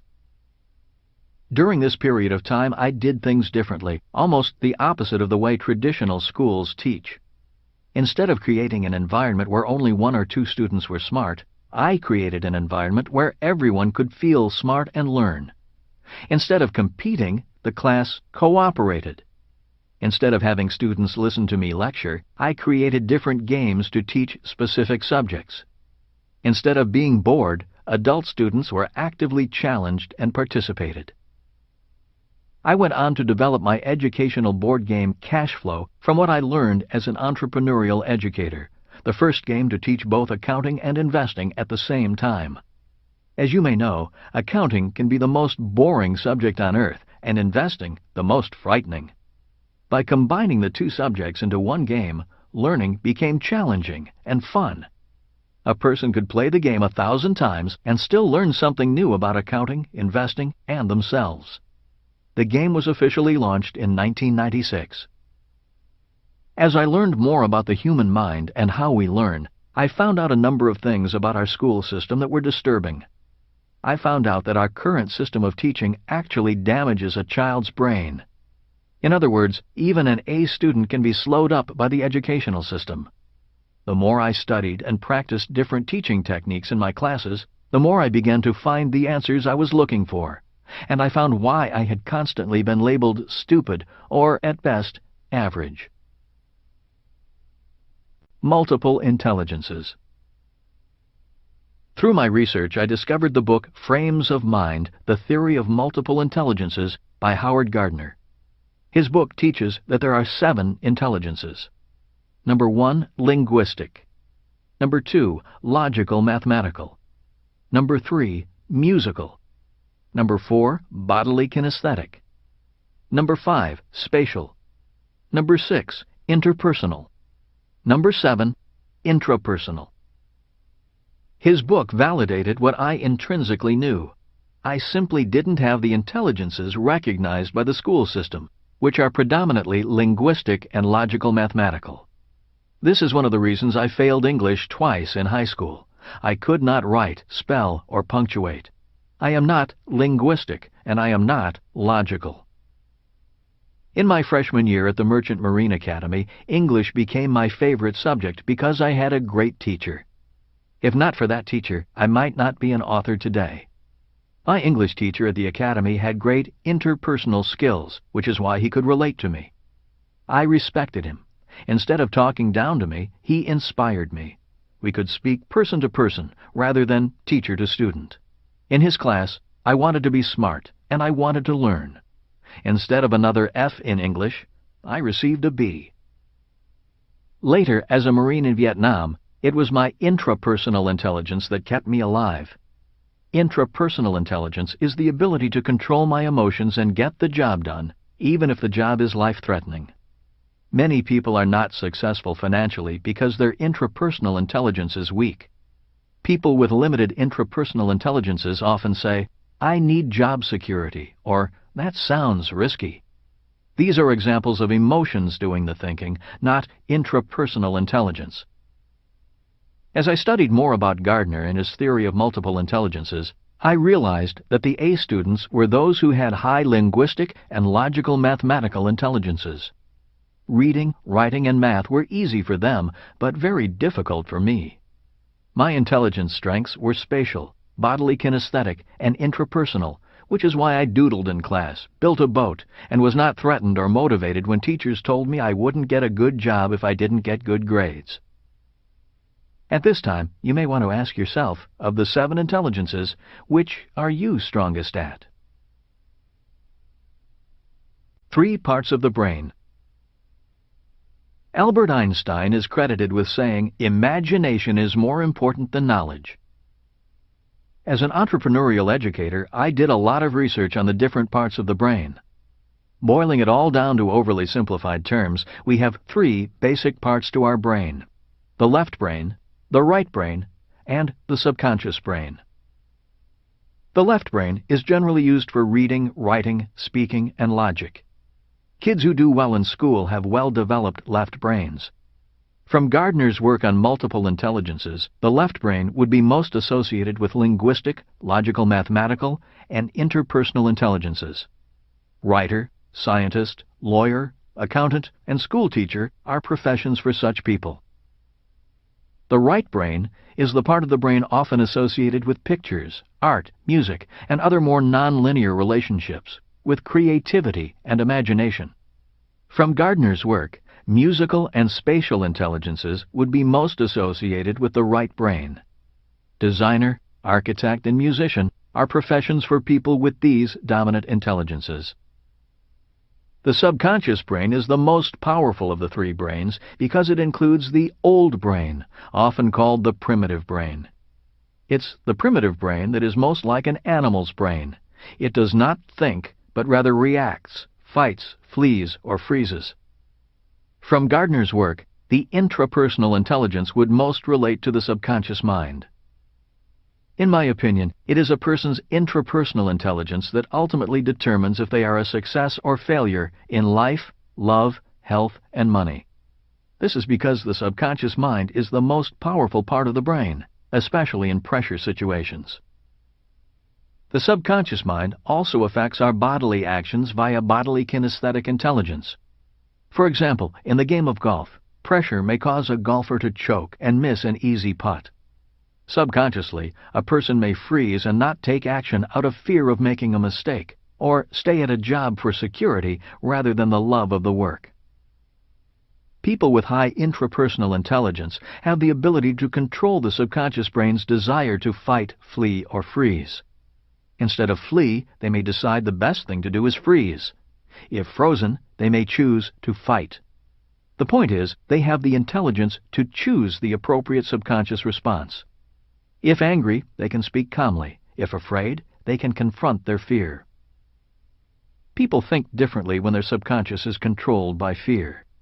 If people are fearful, they may say, "I can't do that. What if I fail?" Or, "That's risky." Compare that to a person who is in a fight state subconsciously who might say, "I'll show them. I'll get that deal just to prove I can do it." Learning to choose your subconscious state of mind before thinking and making decisions is very important. When I was in Vietnam, I felt better, flew better, and was more confident when I subconsciously chose to fight. When I was in a fleeing or fearful state, my thoughts were fearful. So choose your subconscious state of mind before using your left and right brains. Professions requiring tremendous control under stress are best for people with strong intrapersonal intelligence. For example, police officers, emergency room nurses and doctors, firefighters, and soldiers require high intrapersonal intelligence. I would say entrepreneurs require a high level of this intelligence. Which brain controls your money? The reason I became curious about the brain and how it works is because I wondered why so many people say one thing and then do another. For example, I might ask a person, "Do you want to be rich?" Most people will say from their logical left brain, "Yes, I really want to be rich." The problem is not found in their logical left brain. The problem is the subconscious brain saying, "Not you, you'll never be rich." Or, "How can you be rich? You don't have any money." In most cases, it's the subconscious fear of failing that holds people back. For example, I have a friend who is an attorney, an A student from Harvard, who wants to change, but he can't. He is afraid of doing something new for fear of failing and not making enough money. He says to me, "I've been an attorney for so long, I don't know what else to do. Who else will pay me what I am earning?" He has a brilliant left brain, an underdeveloped right brain, and an out-of-control subconscious brain. Again, the subconscious brain is the most powerful of the three brains. The subconscious mind is so powerful that it controls our addictions. For example, most smokers want to quit. You can logically explain to their left brain all the harmful effects of smoking and show their right brain horrifying pictures of lung cancer. But if the subconscious mind wants to smoke, the person smokes. In many ways, the subconscious brain controls your life, regardless if you are an A or F student. For most people, when it comes to money, there is a battle of the brains going on inside of them. It is this conflict that causes many people to live below their means, when in reality, they want to improve their standard of living and to be rich. The problem with traditional education is that it focuses on only one part of the brain, the left brain. In other words, you could be a left brain genius and a subconscious moron. You can know what to do in your left brain and in your subconscious brain be terrified of actually doing it. Worst of all, many people leave school fully able to read, write, and do math, but are terrified of failing and seek security instead of opportunity in the real world. They're taught to value knowledge over imagination and over the ability to integrate all three parts of the brain. After years of striving to be the best, these people are told by financial experts to diversify and live below their means. To a fearful subconscious brain, this advice sounds intelligent and logical. For years, these people then turned over a portion of their paycheck every month to their financial experts with the hopes that they know what they're doing. At the same time, the richest investor in the world, Warren Buffett, says, "Diversification is a protection against ignorance." And it is. A world ruled by left-brainers. The world is run by left-brained people. The problem with left-brained people is they think there is only one brain and only one intelligence. Many are not aware of the other parts of the brain and the possibility of other types of intelligences. When you ask a highly educated left-brained person for the definition of intelligence, he or she replies, "If you agree with me, you are intelligent. If you don't, you're an idiot." In the world of money, these left-brained people believe making money is a by-the-numbers formula, a mathematical equation. This is why when the market crashed, many funds crashed in unison. The funds are run by academic geniuses all following the same formula. Here's another quote from the August 24, 2007 Wall Street Journal article on quant funds. Justin Lahart, How the Quant Playback Failed. A number of quant funds, which use statistical models to find winning trading strategies, reported heavy losses this month. In many cases, the managers pointed their fingers at other quantitative hedge funds, essentially saying they all owned many of the same stocks and their models told them to sell at the same time, driving down the share prices, hurting everyone in the process. Learning to win using your whole brain. Warren Buffett once said, "You have to think for yourself." It always amazes me how high IQ people mindlessly imitate. As an educational entrepreneur, I began teaching students to think outside of the box and to create rather than imitate. I was surprised at how frightening this teaching process was for many of my students. Most had been so frightened into needing job security, a magic formula for investing, and avoiding mistakes, that breaking the bonds of that fear was the hardest part of my job. These were smart, successful, well-educated people who wanted to make changes. Neuroscientists have recently discovered that the brain has mirror neurons. Many of these scientists believe this discovery is more important than the discovery of DNA. A neuromirror, in overly simple terms, is the equivalent of birds of a feather flock together. That is, our brains are programmed to imitate what we see others do. It explains why quant fund managers invest in the same stocks, why poor people stay poor even though they earn a lot of money, and why a child raised in England will speak a different dialect of English with a different accent than a child born in the U.S. or Australia. Mirror neurons of dialect and accent limit the scope of our world and who we associate with. Today, neuroscientists believe that mirror neurons are the most powerful learning parts of our brains. In the classroom, it explains why some students are teachers' pets. Since most classrooms are led by left-brained people, they tend to favor the kids with the same intelligences. In simple terms, mirror neurons mean our brains are like television transmitters and receivers. Even though we are not physically talking to one another, our brains are communicating at very deep levels. For example, when we walk into a room, most of us can immediately sense who likes us and who doesn't, even though nothing is said. This is the worst part. I learned that if I did not feel good about myself, people did not feel good about me. In many instances, another person is only sending back what I am broadcasting. In other words, if I think I am a loser, other people will think of me as a loser. The good news is that you and I can change their perception of us by changing our perception of ourselves. If I had not changed my perception of myself, I would never have met and married a beautiful woman like Kim. Someone like Donald Trump wouldn't be my friend, and I wouldn't be financially secure today.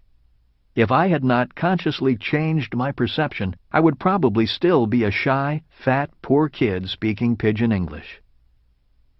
Being raised in a family of schoolteachers, I realized their measure of success was the school a person attended and how many advanced degrees he or she had. In the world of big business, it was pretty much the same thing. In most major corporations, employers want the pedigree of prestige that comes with advanced degrees from recognized schools. Being around my rich dad, I realized his measure of success was how much money he made, the people he spent time with, the freedom to work or not work, and how many jobs he provided. I realized I had better decide whose measure of success I wanted to base my life on. Since I did not think I could win at my poor dad's game of school and big business, I decided I had a better chance of winning at my rich dad's game. That is when my real education began. I decided to follow in my rich dad's footsteps as an entrepreneur and real estate investor. The questions for you are, what is your measurement of success? Where do you have the best chance of winning? Is your brain being trained to win? Developing the 3 parts of the brain. For those of you who have played my cash flow game, you may recall that to win the game requires a lot of left brain financial knowledge and right brain creativity. Since it is only a game, being played with fake money, the fear of failing or losing money is greatly reduced, leaving the subconscious mind more or less neutral. Once a person understands the game, the subconscious brain shifts from fear to excitement and the joy of winning. Learning becomes fun and exciting. All three brains are being educated and developed. New possibilities are opening for an expanded whole brain. In 2005, Arizona State University did a study on the viability of my game for teaching accounting and investing to business school students. Their findings were extremely positive, concluding that students actually learned faster and retained knowledge longer than when they learned in other ways. One great success story occurred recently at a Boys and Girls Club in a very poor part of Phoenix. A team from my company set up a cash flow club. Once again, teaching financial intelligence via a game was powerful, profound, and life-changing. One particular participant was a student who was labeled learning disabled by the school system and placed in a class for slow learners. After playing the cash flow game a number of times with his friends, he slowly began to improve his reading and math skills. Today, he's in a regular class. This is the power of coordinating all three parts of the brain in a cooperative peer-to-peer learning environment. Finding your genius. For people to develop their genius, they need to find the environment that supports the development of their genius. For example, Tiger Woods' environment is the golf course. He would not have done well as a jockey. Donald Trump found his strength in the tough world of New York real estate. That environment challenged him, taught him a lot, and developed his skills. As you know, Tiger Woods works very hard at being a golf genius. Donald Trump works very hard at being a genius at real estate development. One of the reasons many people do not develop their genius is simply because they are lazy. Many just go to work to collect a paycheck. It is easier for them to be average than to work hard at developing their genius. My questions to you are, what do you think your genius is, and what environment is best for you to develop it? Another important question is, do you have the courage to change environments? Imagine your future if you did.